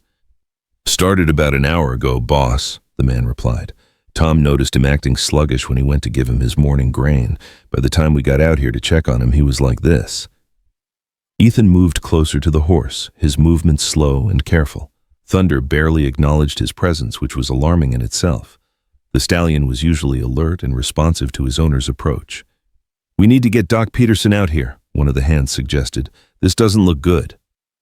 "Peterson's still snowed in at the Henderson place," Ethan replied grimly. "And even if he could get through, he's a people doctor, not a veterinarian." "What about Doc Williams in Cedar Falls?" another hand suggested. "He treats animals." "Cedar Falls is 2 days hard riding and good weather," Ethan said. "In these conditions, it might as well be on the moon." Clara watched as Ethan continued his careful examination of the horse, noting the way his hands moved with practiced skill, checking Thunder's pulse and breathing, examining his eyes and mouth. There was something almost medical in his approach, a knowledge that went beyond simple horsemanship. "You have medical training," she said suddenly, the realization hitting her with unexpected force. Ethan glanced at her briefly. He confirmed tersely, his attention focused on Thunder, "but not enough for this." "What do you think is wrong with him? Could be colic, could be poisoning, could be any number of things." Ethan replied, his frustration evident. "Without proper equipment, without someone who really knows horse medicine." He trailed off, but Clara could hear the helplessness in his voice, could see the way his jaw clenched with the effort of maintaining control. This horse meant something to him more than just valuable livestock. Thunder represented something deeper, something tied to memories and losses that Ethan couldn't afford to face again. "There's got to be something we can do," Jacob said desperately. "We can't just let him die." The raw emotion in her son's voice cut through Clara like a knife. Jacob had lost so much already, his father, his home, his sense of security. Now he was facing the possible loss of an animal he'd come to love in just a few short days. "Jacob," she began, gently trying to prepare him for the possibility that sometimes, despite our best efforts, we can't save everyone we care about. But before she could finish the thought, Mrs. O'Malley appeared at her elbow, still holding Samuel, but with an expression of sudden determination. "Clara," she said urgently, "didn't you mention that your grandmother was Cherokee, that she taught you about traditional healing?" Clara blinked, surprised by the question. "Some, yes, but that was for people not—" "Medicine is medicine," O'Malley interrupted. "And right now, traditional healing might be Thunder's only chance." All eyes turned to Clara, and she felt a familiar surge of panic. Yes, her grandmother had taught her about healing herbs and traditional remedies. Yes, she'd used that knowledge to help treat Samuel's fever and had occasionally provided remedies to neighbors when conventional medicine wasn't available. But horses were different from people, and she was far from an expert. "I don't know enough about horse anatomy," she protested. "What works for humans might be dangerous for animals." "But you know about plant medicine," Ethan said, his gray eyes fixed on her with an intensity that made her pulse quicken. "You know how to read symptoms, how to determine what kind of treatment might help." "Ethan, I'm not a veterinarian. If I make a mistake, if you do nothing, he'll die anyway," Ethan said bluntly. "At least this way he has a chance." Clara looked around the circle of faces, ranch hands waiting for direction. Jacob staring at her with desperate hope, Anna clutching her skirts with wide, frightened eyes. And Ethan, this proud, controlled man who was asking her to help save something that clearly meant the world to him. "What are his symptoms?" she asked, her voice steadier than she felt. Ethan immediately launched into a detailed description of Thunder's condition, the labored breathing, the loss of appetite, the way the horse seemed disconnected from his surroundings. As he spoke, Clara found herself mentally cataloging the information, comparing it to similar symptoms she'd seen in humans. "It sounds like some kind of toxin," she said finally. "Something that's affecting his nervous system and digestive tract." "Could he have eaten something poisonous?" Jacob asked anxiously. "It's possible," Clara replied, then turned to the ranch hands. "Has anything changed in his routine recently? New feed access to different grazing areas?" "Nothing out of the ordinary," one of the men replied. "Same grain he's been eating for months, same paddock he's always used." Clara walked closer to Thunder, studying the magnificent animal with new eyes. His coat, usually glossy black, had a dull, unhealthy sheen. His breathing was shallow and rapid, and there was a slight tremor in his muscles that suggested his nervous system was under assault. "I need to see where he's been grazing," she said suddenly, "and I need to check his water source." The group moved as one toward Thunder's usual paddock, Clara leading the way as she searched for clues. She examined the grass carefully, looking for any plants that didn't belong, any signs of contamination. "There," Anna said suddenly, pointing to a corner of the paddock. "Those plants look different from the others." Clara followed her daughter's pointing finger and felt her heart sink. Growing in a patch near the fence were several plants with distinctive three-lobed leaves and small white flowers. Hemlock, one of the most poisonous plants in North America. "Oh God," she breathed, recognizing the danger immediately. "Ethan, get everyone away from that corner. Don't let any of the other horses near it." "What is it?" Ethan demanded, but he was already shouting orders to his men, directing them to move the other horses to a different paddock. "Water hemlock," Clara replied grimly. "It's extremely toxic. Even a small amount can kill a horse Thunder's size." The faces around her went pale with understanding. Water hemlock poisoning was often fatal, and the symptoms Thunder was displaying fit the diagnosis perfectly. "How long does he have?" Ethan asked, his voice carefully controlled. Clara met his eyes, seeing the pain he was trying so hard to hide. "If we can't counteract the poison soon, maybe a few hours, maybe less." The words hit the group like a physical blow. Jacob made a small, wounded sound and turned away, his shoulders shaking with suppressed tears. Anna moved closer to Clara, seeking comfort from the nearness of her mother. "Is there anything we can do?" Mrs. O'Malley asked quietly. "Any treatment that might help?" Clara's mind raced through everything her grandmother had taught her about treating poisoning. Most of the traditional remedies focused on supporting the body's natural healing processes, helping the liver and kidneys process toxins more effectively. "There are some herbs that might help," she said slowly. "Plants that can support liver function and help the body eliminate toxins more quickly. But I'd need to find them and prepare them properly, and even then what?" Ethan pressed. "Even then it might not be enough," Clara admitted. "Water hemlock is incredibly dangerous. In humans, the survival rate is very low, even with modern medical treatment." Silence fell over the group as the full implications of Clara's words sank in. Thunder was dying, and there was very little anyone could do to stop it. "We have to try," Jacob said suddenly, his voice fierce with determination. "We can't just give up on him." Clara looked at her son, this brave, stubborn boy who'd already learned too much about loss, and felt her heart break for him. But she also saw something else in his eyes. The same fighting spirit that had carried their family through months of hardship, the same refusal to surrender that had kept them alive when everything seemed hopeless. "You're right," she said, her voice growing stronger. "We're going to try. Ethan, I need you to send someone to gather specific plants. Mrs. O'Malley, I'll need access to your kitchen and some basic supplies." For the next several hours, Clara threw herself into the most challenging medical crisis of her life. She sent ranch hands out to gather the herbs she needed: milk thistle to support liver function, activated charcoal to help absorb toxins, and several other plants her grandmother had taught her could help combat poisoning. In Mrs. O'Malley's kitchen, she worked to prepare the treatments, grinding herbs and mixing concoctions, while explaining to anyone who would listen exactly what she was trying to accomplish.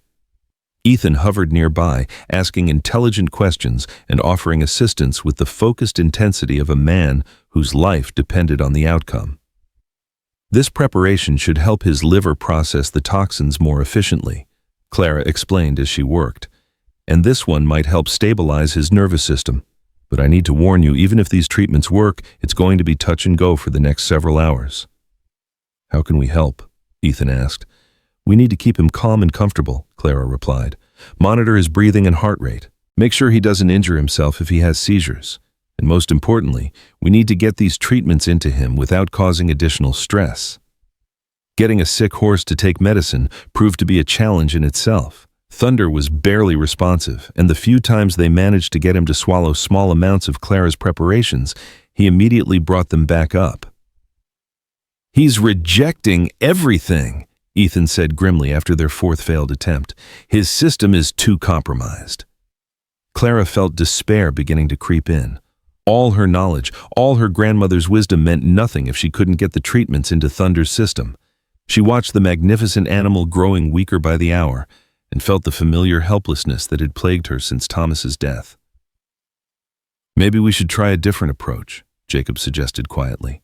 He'd been watching their efforts with the intense focus of a child who understood that something precious was slipping away. What if we gave him the medicine a different way? What do you mean? Clara asked. Well, when Samuel was really sick, you put medicine in his milk and gave it to him slowly a little bit at a time, Jacob explained. What if we tried something like that with Thunder because the medicine with something he might want to eat or drink? Clara stared at her son, struck by the simple wisdom of his suggestion. In her desperation to save Thunder, she'd been approaching the treatment like a human medical crisis, trying to force large amounts of medicine into a patient who couldn't understand what was happening. But Jacob was right. Sometimes the gentlest approach was the most effective. That might actually work, she said slowly. If we could mix the medicine with something sweet, something that might appeal to him even in his current condition. Molasses, Mrs. O'Malley suggested immediately. Horses love molasses and it's got healing properties of its own. And we could give it to him gradually, Ethan added, understanding the plan immediately. Small amounts that won't overwhelm his system. They quickly modified their approach, mixing Clara's herbal preparations with molasses and water to create a sweet, palatable mixture. Then, with infinite patience, they began offering it to Thunder one small spoonful at a time. To their relief, the horse accepted the sweet mixture more readily than he had the pure herbal preparations. It was slow going. Each spoonful had to be carefully administered to ensure Thunder could swallow it safely. But gradually, they managed to get significant amounts of the medicine into his system. Now we wait, Clara said as they finished the first round of treatment, and we pray. The waiting was the hardest part. Clara found herself pacing the barn, checking on Thunder every few minutes, looking for any sign of improvement or deterioration. Ethan maintained his vigil by the horse's side, his hand resting gently on Thunder's neck, murmuring quiet words of encouragement. Jacob and Anna stayed close, their young faces etched with worry. Clara's heart ached for them. They'd already experienced so much loss. And now they were facing the possibility of losing an animal they'd come to love in just a few short days. Is he going to die? Anna asked quietly, her small hand slipping into Clara's. Clara struggled with how to answer. She wanted to offer comfort, to promise that everything would be all right. But she'd learned the hard way that life didn't always provide happy endings, no matter how much you wanted them. I don't know, sweetheart, she said honestly. We're doing everything we can to help him, but sometimes even our best efforts aren't enough. Like with Papa, Anna said matter-of-factly, her childish acceptance of life's tragedies both heartbreaking and wise. Yes, Clara confirmed gently. Like with Papa. Sometimes people and animals we love get sick or hurt, and we can't fix them no matter how much we want to. But we still have to try, Jacob said firmly. We can't just give up. Clara squeezed her son's shoulder, proud of his determination even in the face of possible disappointment. You're absolutely right, she agreed. We never give up on the people and animals we care about. As evening approached, Thunder's condition seemed to stabilize slightly. His breathing was still labored, but it had become more regular. The glassy look in his eyes had cleared somewhat, though he remained largely unresponsive to external stimuli. The treatments are helping, Clara observed, checking his pulse for the dozenth time. His heart rate is more stable and his breathing has improved. Does that mean he's going to be all right? Jacob asked hopefully. It means he's fighting, Clara replied carefully. But we're not out of danger yet. The next few hours will be critical. As if to emphasize the precarious nature of Thunder's condition, the horse suddenly stiffened, his entire body going rigid with the onset of a seizure. Clara immediately moved to protect him from injury while Ethan held his head steady, both of them working together with the practiced efficiency of a medical team. "How long will this last?" Ethan asked through gritted teeth as Thunder's body convulsed. "Usually just a few minutes," Clara replied, checking her pocket watch. "But seizures mean the poison is still affecting his nervous system. We need to get more medicine into him as soon as this passes." The seizure lasted 3 minutes. 3 minutes that felt like hours to everyone watching. When it finally passed, Thunder lay still, his breathing shallow and rapid, looking more fragile than ever. "Is he—" Anna began, unable to finish the question. "He's still alive," Clara said quickly, checking for a pulse. "But we need to act fast. This seizure took a lot out of him." Working with desperate efficiency, they administered another round of treatments this time, adding herbs specifically designed to calm the nervous system and prevent further seizures. Clara found herself drawing on every piece of medical knowledge she possessed, combining traditional Cherokee remedies with techniques she'd learned from observing doctors treat human patients. "You're remarkable," Ethan said quietly as they worked together to position Thunder more comfortably. "The way you're handling this crisis, it's like you were born to be a healer." Clara felt heat rise in her cheeks at the unexpected compliment. "My grandmother always said I had the gift," she admitted, "but I never thought of it as anything special. It was just knowledge that needed to be used." "It's more than knowledge," Ethan insisted. "It's intuition, compassion, the ability to stay calm under pressure. Those aren't things that can be taught." Their eyes met across Thunder's prone form, and Clara felt something shift between them, a recognition of shared purpose, of mutual respect that went deeper than mere gratitude. For a moment, the walls Ethan had built around himself seemed to dissolve, allowing her to see the man he truly was beneath all his careful defenses. "We should check on him again in an hour," Clara said, forcing herself to focus on the medical crisis rather than the emotional undercurrents swirling around them. But as they settled in for another long night of vigilance, Clara couldn't shake the feeling that something fundamental had changed between her and Ethan. Working together to save Thunder had created a bond between them that went beyond their complicated history, beyond guilt and gratitude and all the other factors that had brought them together. They were no longer just the widow he'd taken in out of obligation and the man who bore responsibility for her husband's death. They were partners in this fight for Thunder's life, two people who understood that some battles were worth fighting regardless of the odds.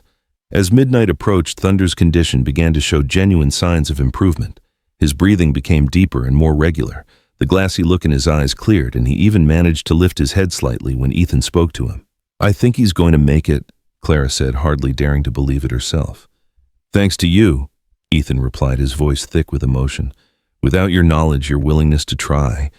Without your help, your medical training, I never could have managed this alone," Clara countered. "We did this together." The simple acknowledgement of their partnership seemed to resonate between them, carrying implications that went far beyond Thunder's recovery. Clara found herself studying Ethan's face in the lamplight, noting how the crisis had stripped away his usual rigid control, revealing glimpses of the passionate, caring man he'd once been. "Ethan," she began, not sure what she wanted to say, but knowing she needed to acknowledge what had passed between them.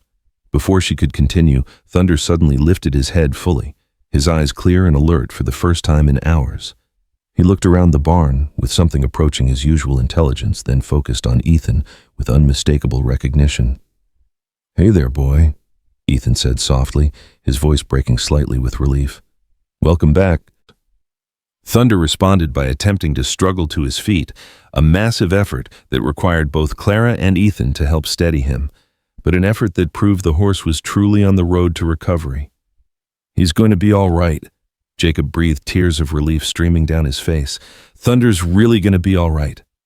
As they watched the magnificent stallion take his first unsteady steps, Clara felt a profound sense of accomplishment wash over her.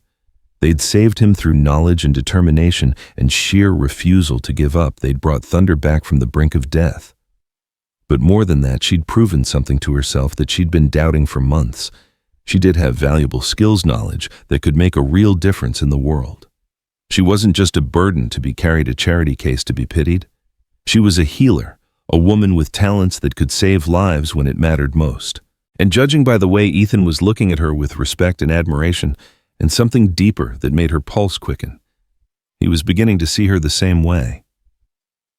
As dawn broke over Silver Creek Ranch, painting the sky in shades of pink and gold, Clara stood beside Ethan, watching Thunder graze peacefully in his paddock.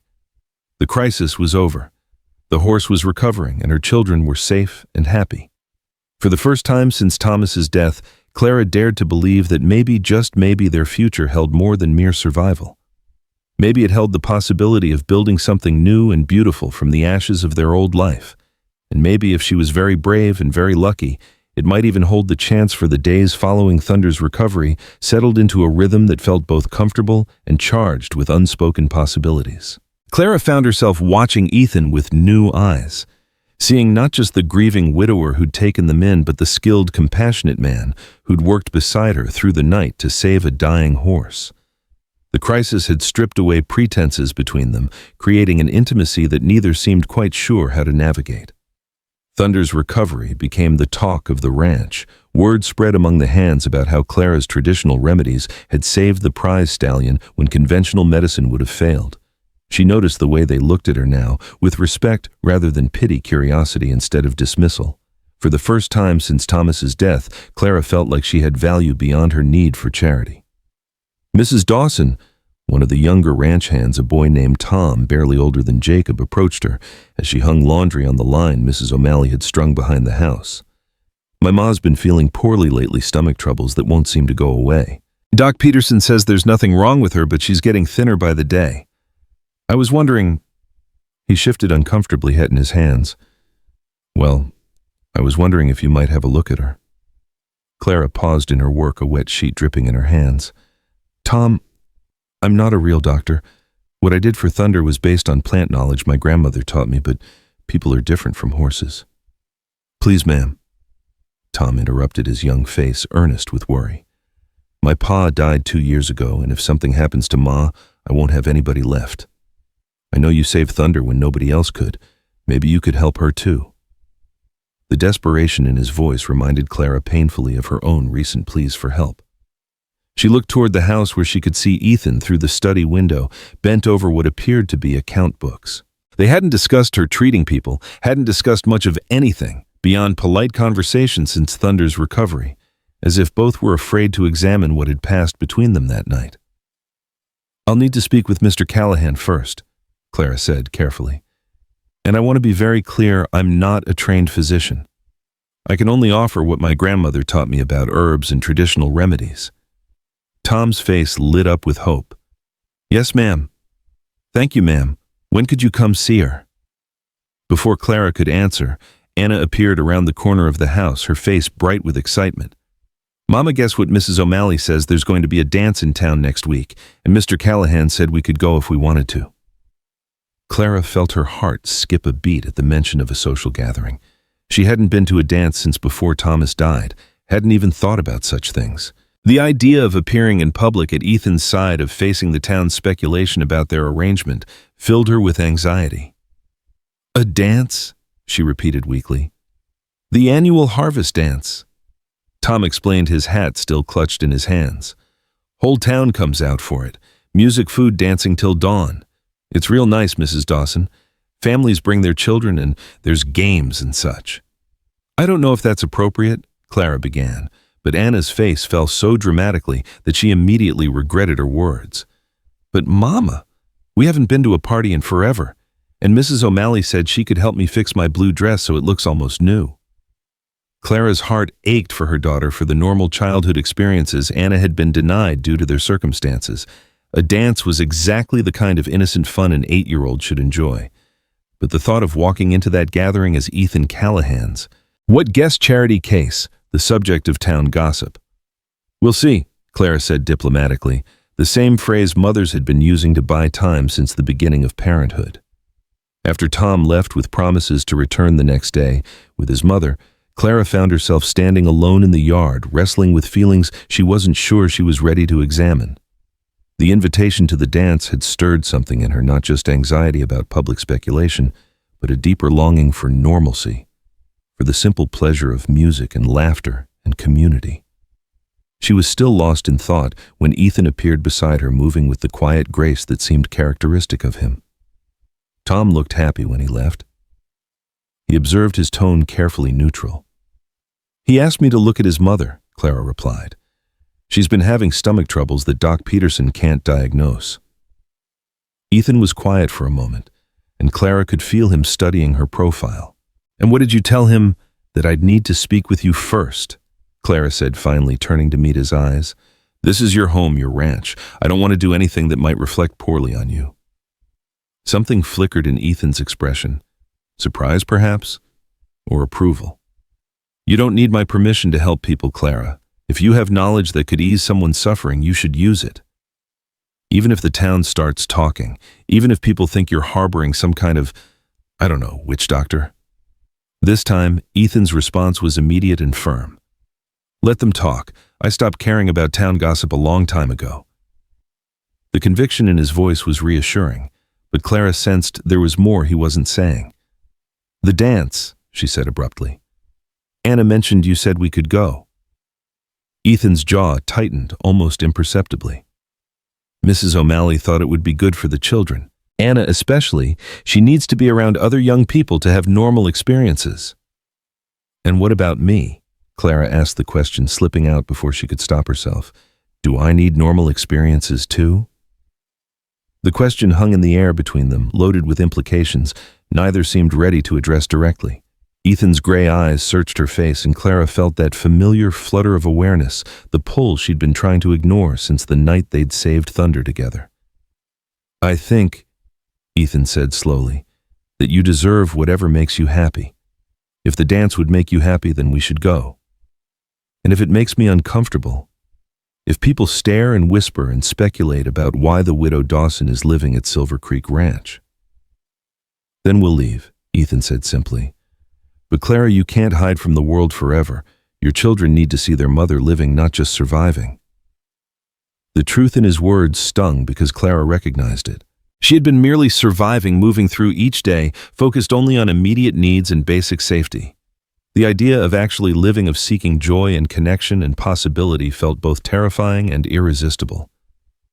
"I don't have anything appropriate to wear," she said, grasping for practical objections.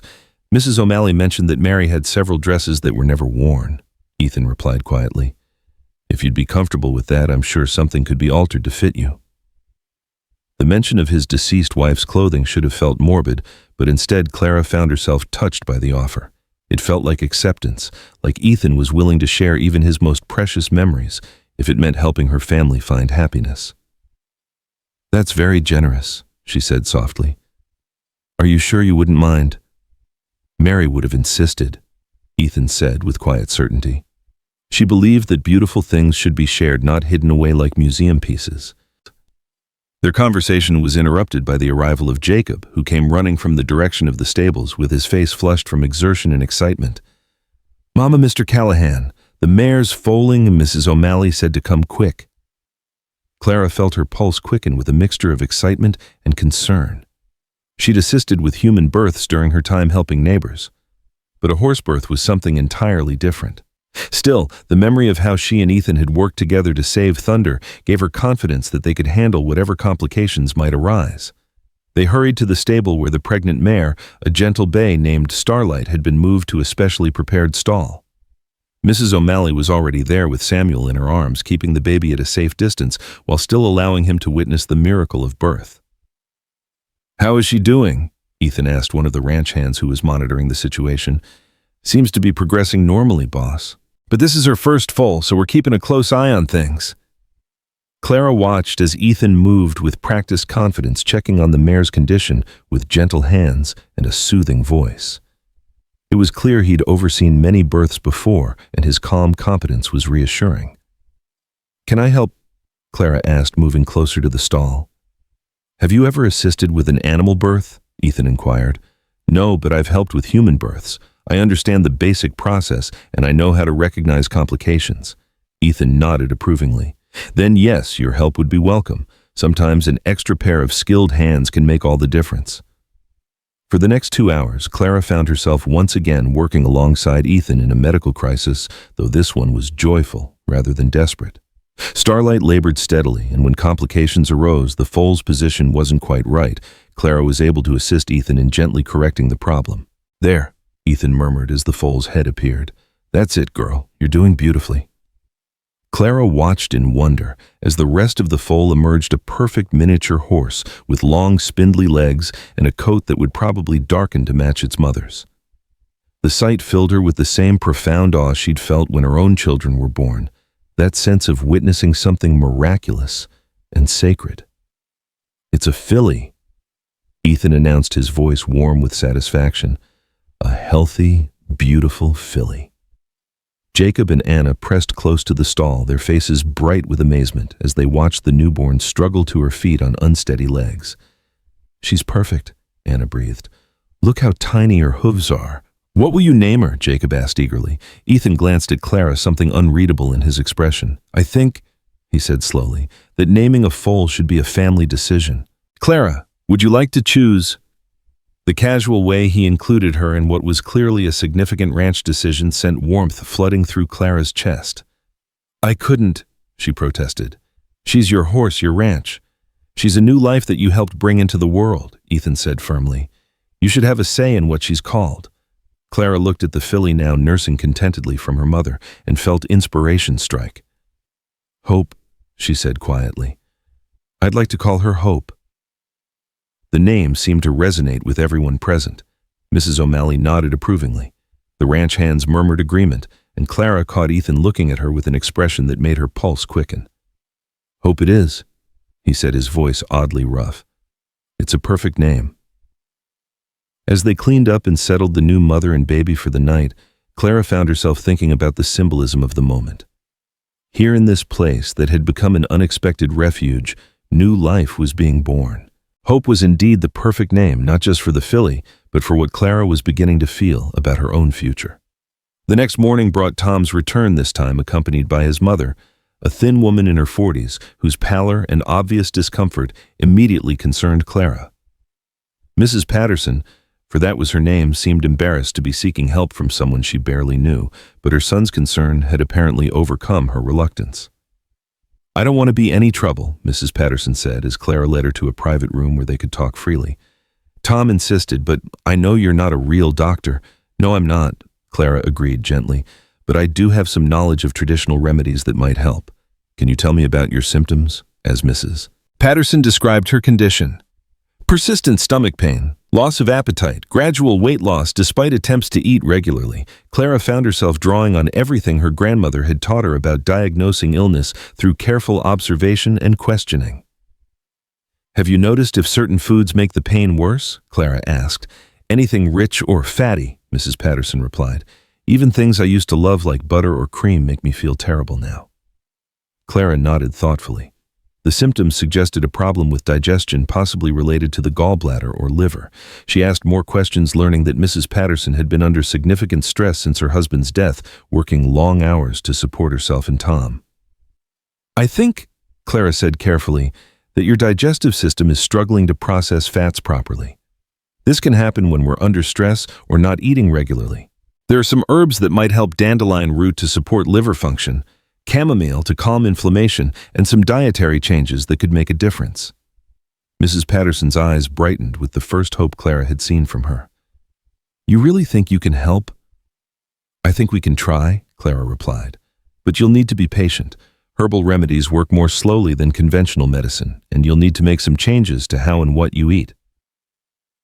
Over the next hour, Clara prepared a selection of herbal teas and tinctures, explaining to Mrs. Patterson exactly how to use each one. She also provided detailed instructions about dietary modifications, smaller, more frequent meals, avoiding certain foods that would stress the digestive system, and incorporating others that would support healing. "How much do I owe you?" Mrs. Patterson asked as Clara finished packaging the remedies. "Nothing," Clara replied immediately. "I'm not a licensed physician. I'm just sharing knowledge that was passed down to me." "But the herb's your time. Consider it a gift from one mother to another," Clara said firmly. "If the remedies help, perhaps you could tell others who might benefit from this kind of treatment." As Tom helped his mother into their wagon, he turned back to Clara with gratitude shining in his young face. "Thank you, Mrs. Dawson. I'll never forget this kindness." After they left, Clara found Ethan waiting for her in the yard, his expression thoughtful. "How did it go?" he asked. "I think I may have been able to help," Clara replied. "Time will tell." "You didn't charge her anything." It wasn't a question, but Clara answered anyway. "How could I?" "She's struggling just like we were. Besides, this isn't really a business. It's just sharing knowledge." Ethan studied her for a long moment. "You realize that word will spread. If you help Mrs. Patterson, others will come seeking treatment." "Are you concerned about that?" Clara asked, wondering if she'd overstepped somehow. "No," Ethan said slowly. "I'm impressed by it. You have a gift, Clara, and you're using it to help people. That's admirable." The genuine approval in his voice sent warmth through Clara's chest. "My grandmother always said that healing knowledge should be shared freely, that hoarding it was like hoarding water while people died of thirst." "Your grandmother sounds like she was a wise woman." "She was," Clara agreed. "She taught me that healing isn't just about medicine, it's about giving people hope, making them feel less alone in their struggles." Something shifted in Ethan's expression at her words, and Clara wondered if he was thinking about his own struggles, his own need for healing that went far beyond anything herbs could provide. "The dance is tomorrow night," he said abruptly, changing the subject. "Mrs. O'Malley has been working on that dress for you. She's quite excited about the prospect of us all attending." "And are you excited about it?" Ethan was quiet for so long that Clara thought he wouldn't answer. "I'm nervous," he admitted finally. "I haven't been to a social gathering since Mary died. I'm not sure I remember how to behave in polite society anymore." His honesty surprised and touched her. Clara had been so focused on her own anxieties about the dance that she hadn't considered how difficult it might be for Ethan to return to public social life after years of isolation. "We could always leave early if it becomes uncomfortable," she suggested. "Make an appearance for the children's sake, then retreat back here where we feel safe." "Is that what this place is for you?" Ethan asked, his gray eyes intense. "A place where you feel safe?" The question caught Clara off guard with its directness. She looked around the ranch yard at the house that had become home at the stables, where new life had just been born at the mountains that sheltered their small world from the harsh realities beyond. "Yes," she said simply. "For the first time in months, I feel safe. My children feel safe. We're not just surviving here, we're living." Ethan's expression softened at her words. "I'm glad," he said quietly. "That's what I hoped for when I brought you here." "What about you?" Clara asked impulsively. "Do you feel safe here?" The question seemed to catch Ethan off guard. He looked around the ranch as Clara had done, but his expression was more complex, shadowed by memories and losses she could only imagine. "I feel less alone," he said finally. "For 5 years, this place has been a mausoleum filled with ghosts. Now it feels like a home again." The admission hung between them heavy with meaning. Clara felt her heart race as she recognized the significance of what he'd just shared, not just the words themselves, but his willingness to be vulnerable with her. "Ethan," she began, not sure what she wanted to say, but knowing she needed to respond to his honesty with her own. Before she could continue, Anna came running out of the house, her face bright with excitement. "Mama, Mrs. O'Malley says the dress is ready. Can I see it? Can you try it on?" The moment was broken, but as Clara followed her daughter into the house, she was acutely aware of Ethan's gaze following her. Something was building between them, something that went beyond gratitude and guilt, and all the complicated history that had brought them together, something that felt like possibility. The dress Mrs. O'Malley had altered was a revelation. Made of deep blue silk that brought out the color of Clara's eyes, it fit her as if it had been made specifically for her body. The style was elegant but not overly formal, with a fitted bodice and a skirt that moved gracefully when she walked. "You look beautiful, Mama." Anna breathed, her eyes wide with admiration. Clara studied herself in the mirror, hardly recognizing the woman looking back at her. For months, she'd seen only a desperate widow in her reflection, a woman worn down by grief and worry. Now she saw someone different, still recognizably herself, but transformed by proper nutrition, adequate rest, and the confidence that came from having valuable skills and a secure place in the world. "Mr. Ethan's going to fall right off his horse when he sees you," Mrs. O'Malley said with satisfaction. Mrs. O'Malley, Clara protested, but she couldn't hide the flush that rose in her cheeks. "Don't you Mrs. O'Malley me," the older woman said with a knowing smile. "I've got eyes in my head and I can see what's happening between you two. About time if you ask me." Clara wanted to protest that nothing was happening, that whatever Mrs. O'Malley thought she saw was just imagination. But the words stuck in her throat because she wasn't sure they would be true. Something was happening between her and Ethan, something that both thrilled and terrified her. The evening of the dance arrived with unseasonable warmth, as if nature itself was blessing the festivities. Clara helped Anna into her own freshly cleaned and mended dress, then spent extra time arranging her daughter's hair with ribbon Mrs. O'Malley had provided. Jacob appeared in the doorway wearing his best clothes pants and a shirt that Mrs. O'Malley had somehow managed to make look almost new, his hair slicked down with water and his face shining with excitement. "Are we ready to go?" he asked eagerly. "The wagon's hitched and Mr. Callahan's waiting." Clara took one last look in the mirror, smoothing her hands over the blue silk dress and checking that her hair was properly arranged. She felt nervous, but also excited, more excited than she'd been about anything in longer than she could remember. When she stepped outside, Ethan was indeed waiting by the wagon, but his reaction to seeing her was even more dramatic than Mrs. O'Malley had predicted. He went completely still, his eyes widening as he took in her appearance. For a moment, the carefully controlled mask he always wore slipped entirely, revealing an expression of such admiration and longing that Clara's breath caught in her throat. "You look," he began, then stopped, apparently unable to find adequate words. "The dress fits well," Clara said, trying to keep her voice light despite the way her heart was racing. "Mrs. O'Malley did beautiful work with the alterations." "It's not the dress," Ethan said quietly, his eyes never leaving her face. "Though Mary would be pleased to see it worn by someone so lovely." The compliment, sincere and gently delivered, sent warmth flooding through Clara. She felt beautiful for the first time in longer than she could remember. But more than that, she felt seen, truly seen, by a man whose opinion had come to matter far more than she'd realized. The drive to town was filled with excited chatter from Anna and Jacob, who peppered Ethan with questions about what to expect at the dance. Clara found herself relaxing as they talked, her earlier nervousness giving way to anticipation. Whatever happened at the gathering, they would face it together as a family. The thought stopped her cold. When had she started thinking of them as a family? When had Ethan become more than just the man providing them shelter?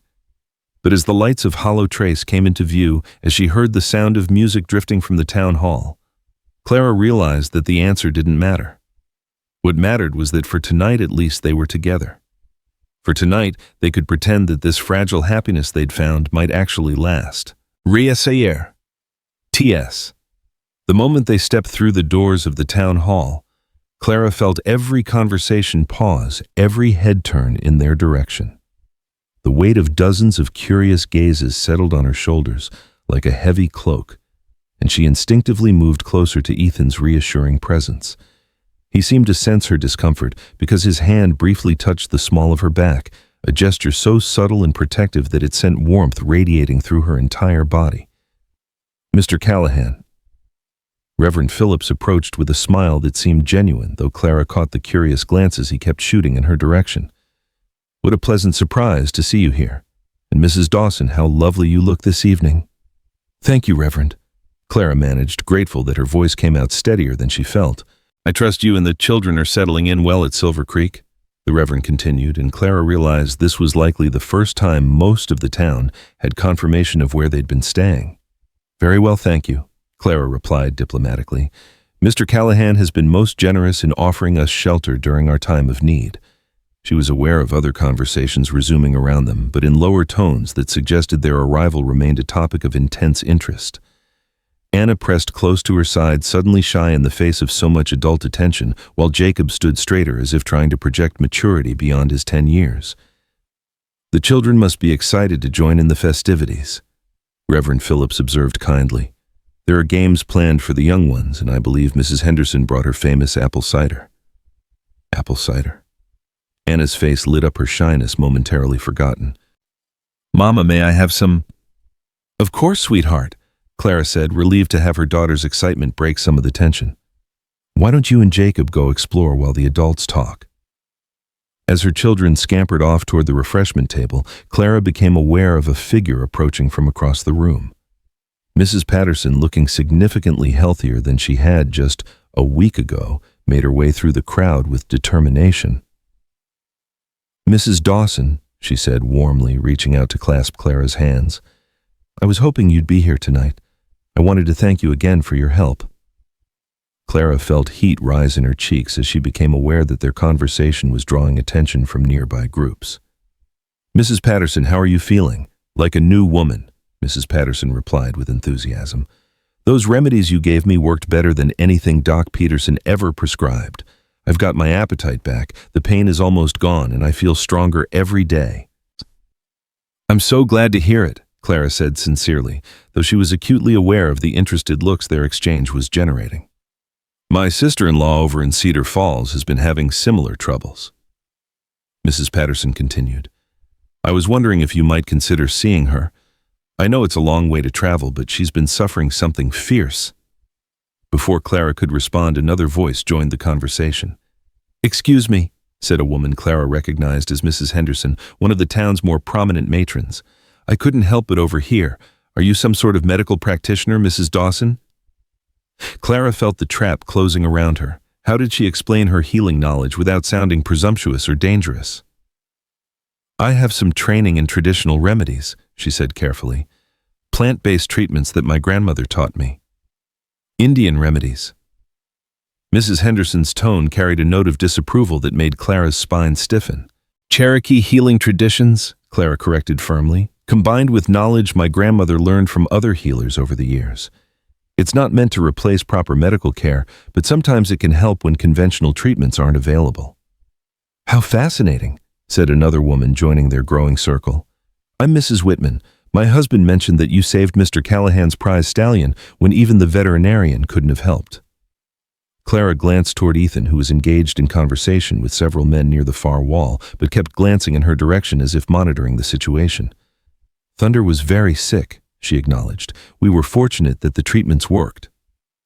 "More than fortunate, I'd say," Mrs. Patterson interjected. "Mrs. Dawson has a real gift. She looked at me for 5 minutes and knew exactly what was wrong when Doc Peterson had been puzzling over my condition for months." The circle of women around Clara continued to grow, and she found herself fielding questions about her background, her training, and her methods.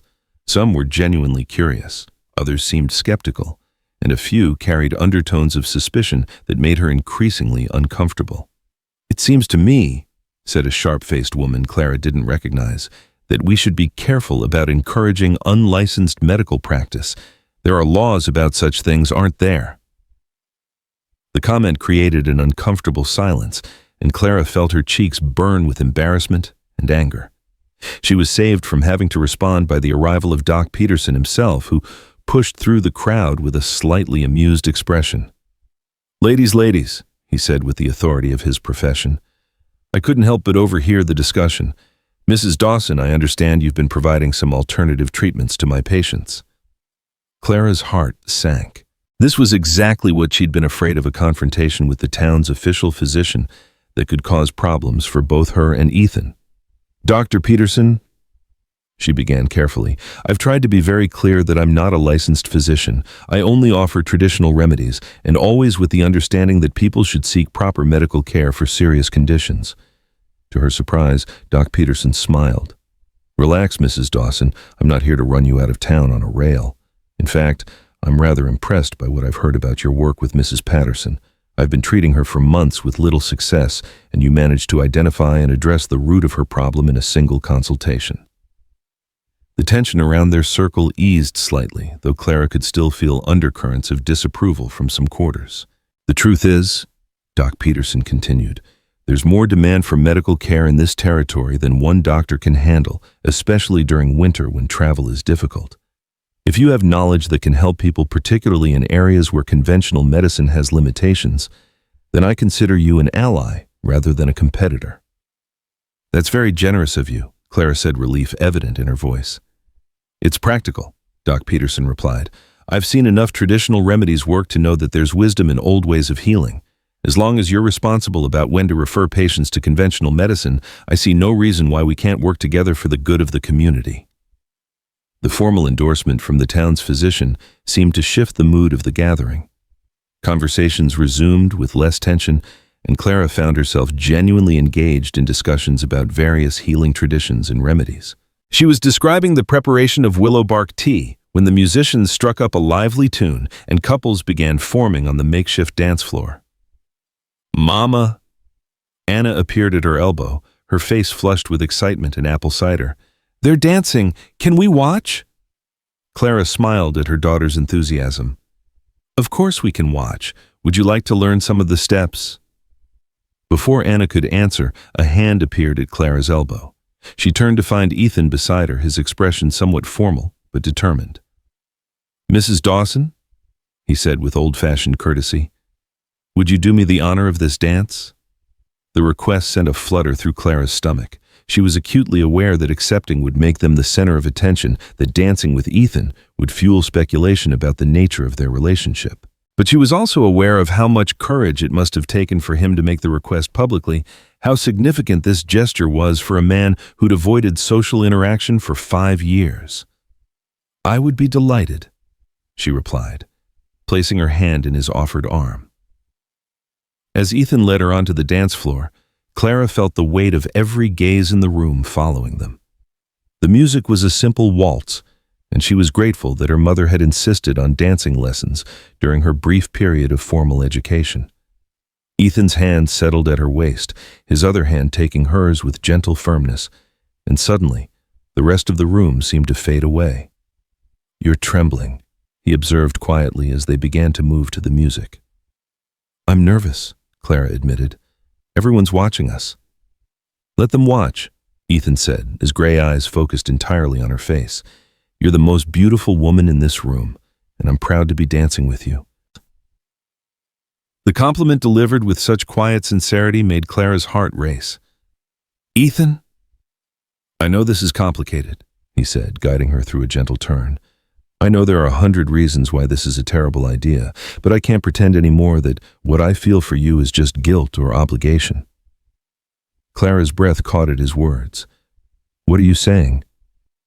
"I'm saying that somewhere along the way, you stopped being the widow I took in out of duty and became the woman I can't imagine living without." His voice was low, meant only for her ears. "I'm saying that I think I'm falling in love with you, and I don't know what to do about it." The confession hit Clara like a physical blow. She stumbled slightly, and Ethan's arm tightened around her waist to steady her. "You can't," she whispered. "It's too soon, too complicated. There's too much history between us." "Is there?" Ethan interrupted gently. "Or is that just fear talking?" Clara stared up at him, seeing her own conflicted emotions reflected in his eyes. "I don't know," she admitted. "I don't know what I feel anymore except that I'm terrified of losing what we've found." "Then don't think about losing it," Ethan said. "Think about what we could build together." The song ended, but they remained standing close together on the dance floor, oblivious to the conversations and speculations swirling around them. Clara felt as if she were standing at the edge of a cliff, faced with the choice between safety and the possibility of something extraordinary. "Mrs. Dawson," a young voice interrupted her thoughts. She turned to see a boy of perhaps 14 approaching nervously. "My name's Billy Chen. My ma sent me to ask if you might look at my little sister. She's been coughing something fierce for weeks now, and Ma's real worried." The request broke the spell of the moment, but Clara found herself grateful for the interruption. She needed time to process Ethan's declaration, to understand her own feelings before she said something she might regret. "Of course," she said, slipping back into the role of healer. "Is your sister here tonight?" "Yes, ma'am. Ma brought her because she didn't want to leave her home alone, but she's been coughing so much that Ma's afraid she's disturbing folks." Clara glanced at Ethan, who nodded encouragingly. "Go," he said quietly. "I'll keep an eye on Anna and Jacob."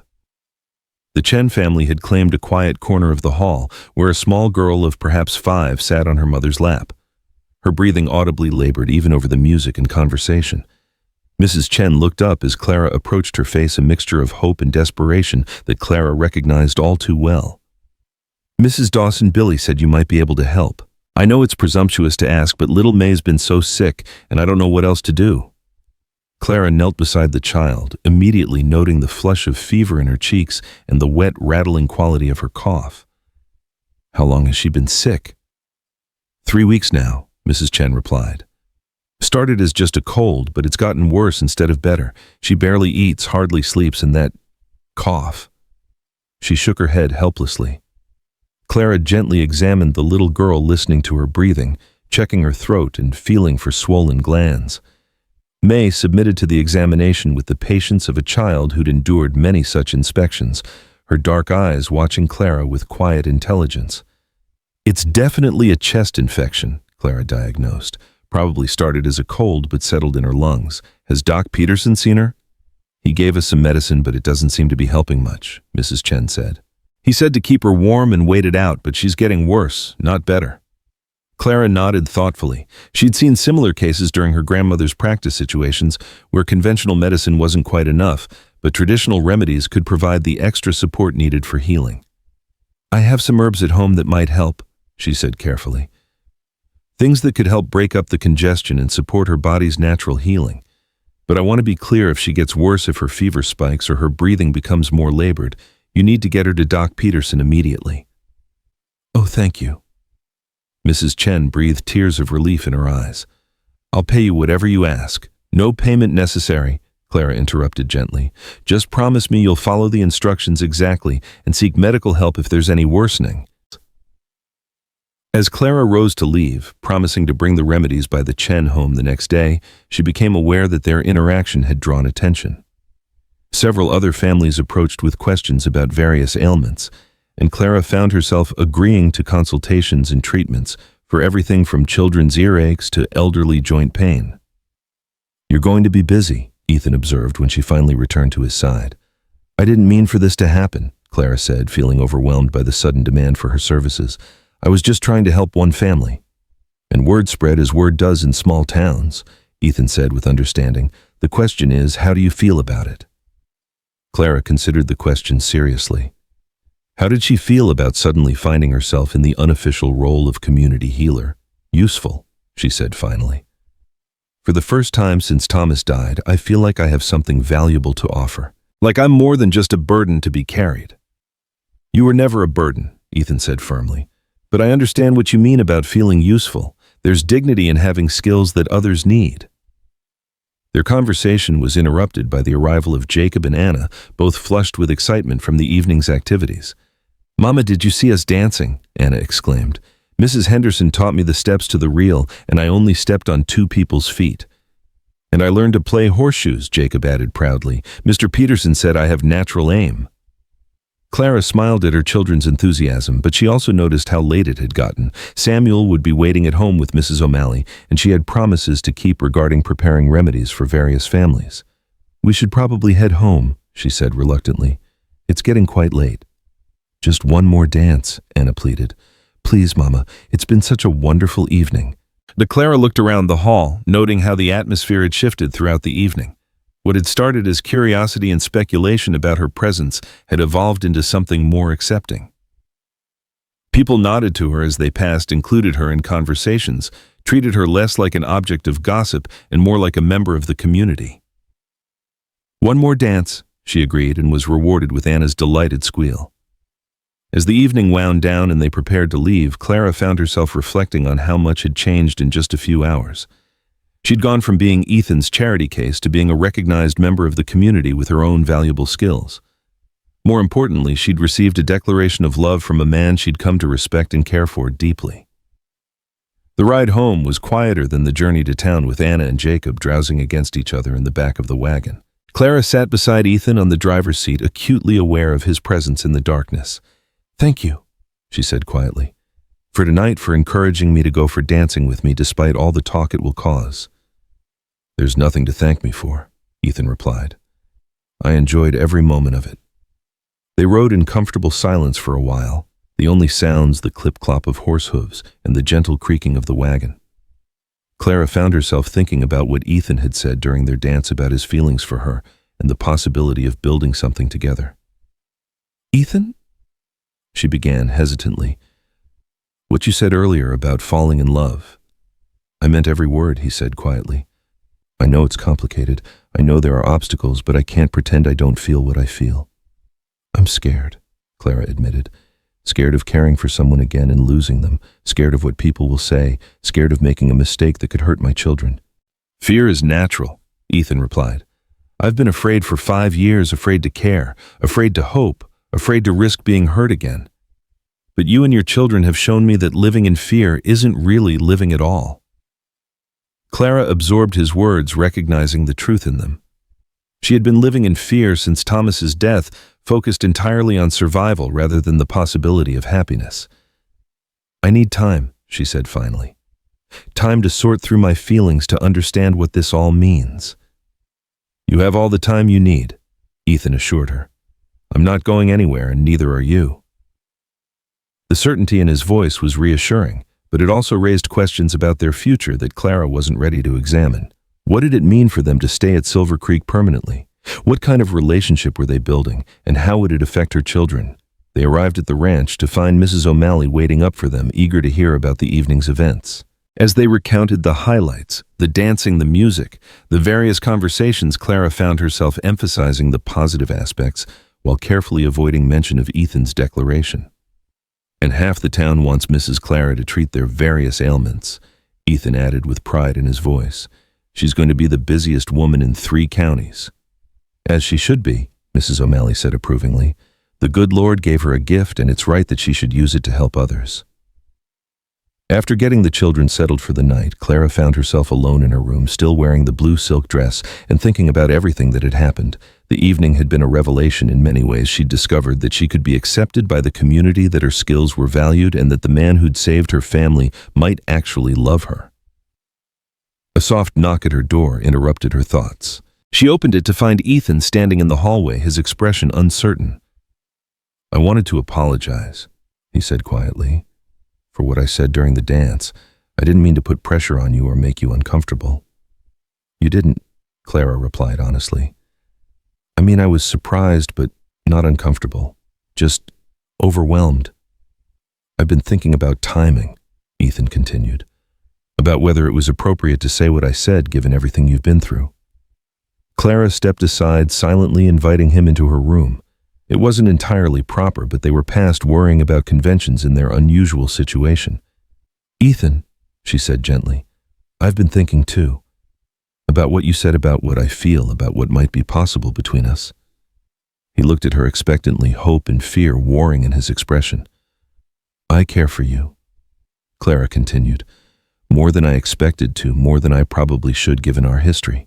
But I need you to understand that I'm not ready to make promises about the future. I need to know that my children will always come first, that their happiness and security will never be compromised. Of course, Ethan said immediately. Clara, I would never ask you to choose between me and your children. In fact, one of the things I love most about you is how fiercely you protect them. The word love hung in the air between them, and Clara felt her heart race at hearing it again. If we were to explore this, she said carefully, it would have to be slowly, carefully, with complete honesty between us. I wouldn't want it any other way, Ethan replied. I've learned that anything worth having is worth building properly. Clara nodded, feeling some of the tension leave her shoulders. Then perhaps we could see what develops, day by day, without pressure or expectations. Ethan's face transformed with a smile that made him look years younger. I'd like that very much. They stood there for a moment, looking at each other in the lamplight, both aware that they'd just taken a significant step towards something that could change everything. Good night, Clara, Ethan said softly. Good night, Ethan. After he left, Clara changed out of the blue dress and prepared for bed, her mind still spinning from the evening's events. As she settled under the warm quilts, she could hear the wind picking up outside, promising another storm. But for the first time in months, the sound didn't fill her with dread. She was safe. Her children were safe. And maybe if she was very careful and very brave, they might be building something even better than safety. They might be building a future filled with love and hope and all the possibilities she'd thought were lost forever. The next morning brought a steady stream of visitors to Silver Creek Ranch. Word had indeed spread quickly about Clara's healing abilities, and families began arriving early with various ailments and requests for treatment. Clara found herself setting up an informal clinic in one of the ranch's unused rooms with Mrs. O'Malley helping to organize supplies and maintain order among the patients. "Mrs. Dawson," said Mrs. Whitman, clutching a feverish toddler, "my little Mary's been burning up since yesterday and she won't keep anything down. And my back's been paining me something fierce," added old Mr. Murphy, leaning heavily on a walking stick. "Doc Peterson says it's just age, but I was hoping you might have something to help." Clara moved between patients with growing confidence, drawing on everything her grandmother had taught her while being careful to stay within the bounds of her knowledge. She prepared cooling teas for fever, warming poultices for aches and pains, and soothing syrups for persistent coughs. "You're a natural at this," observed Doc Peterson, who'd arrived mid-morning to check on little Mei Chen. "I've been watching you work and I'm impressed by your diagnostic instincts." "Thank you," Clara replied, feeling a flush of pride at the professional endorsement. "My grandmother always said that healing started with really listening to people, not just their symptoms, but their whole situation." "Wise woman," Peterson agreed. "I wonder, would you be interested in a more formal arrangement I could use an assistant, someone who understands both traditional and conventional approaches to healing?" The offer was unexpected and flattering, but Clara found herself hesitating. "I appreciate the suggestion, Dr. Peterson, but I'm not sure I'm qualified for such a position." "You're more qualified than anyone else in 3 counties, Peterson replied firmly. "Think about it. You could help more people learn additional skills and have the security of a legitimate position." After Peterson left, Clara found herself considering his offer seriously. A formal position as his assistant would provide financial independence and professional recognition. It would also mean she could support her children without relying on Ethan's charity, though she'd come to realize that what they shared went far beyond charity. "You look thoughtful," Ethan observed, appearing with a cup of coffee for her during a brief lull between patients. "Dr. Peterson offered me a position as his assistant," Clara replied, accepting the coffee gratefully. "It's an attractive offer, steady income, legitimate recognition, the chance to help more people." "But," Ethan prompted, apparently hearing reservation in her voice. "But it would mean moving to town, being available for house calls and emergencies. It would change everything for my children, for us." "For us," Ethan repeated quietly. "Is that something you want to preserve?" Clara looked at him, noting the careful neutrality of his expression. She realized he was trying not to influence her decision, but she could see the tension in his shoulders, the way his hands clenched slightly around his own coffee cup. "Yes," she said simply. "I think it is." The relief that flooded Ethan's face was answer enough to any doubts Clara might have had about his feelings. "Then we'll figure out a way to make both things work," he said firmly. "Your healing practice and whatever this is between us." "What if I worked with Dr. Peterson part-time?" Clara suggested, the idea forming as she spoke. "A few days a week in town, the rest of the time here at the ranch.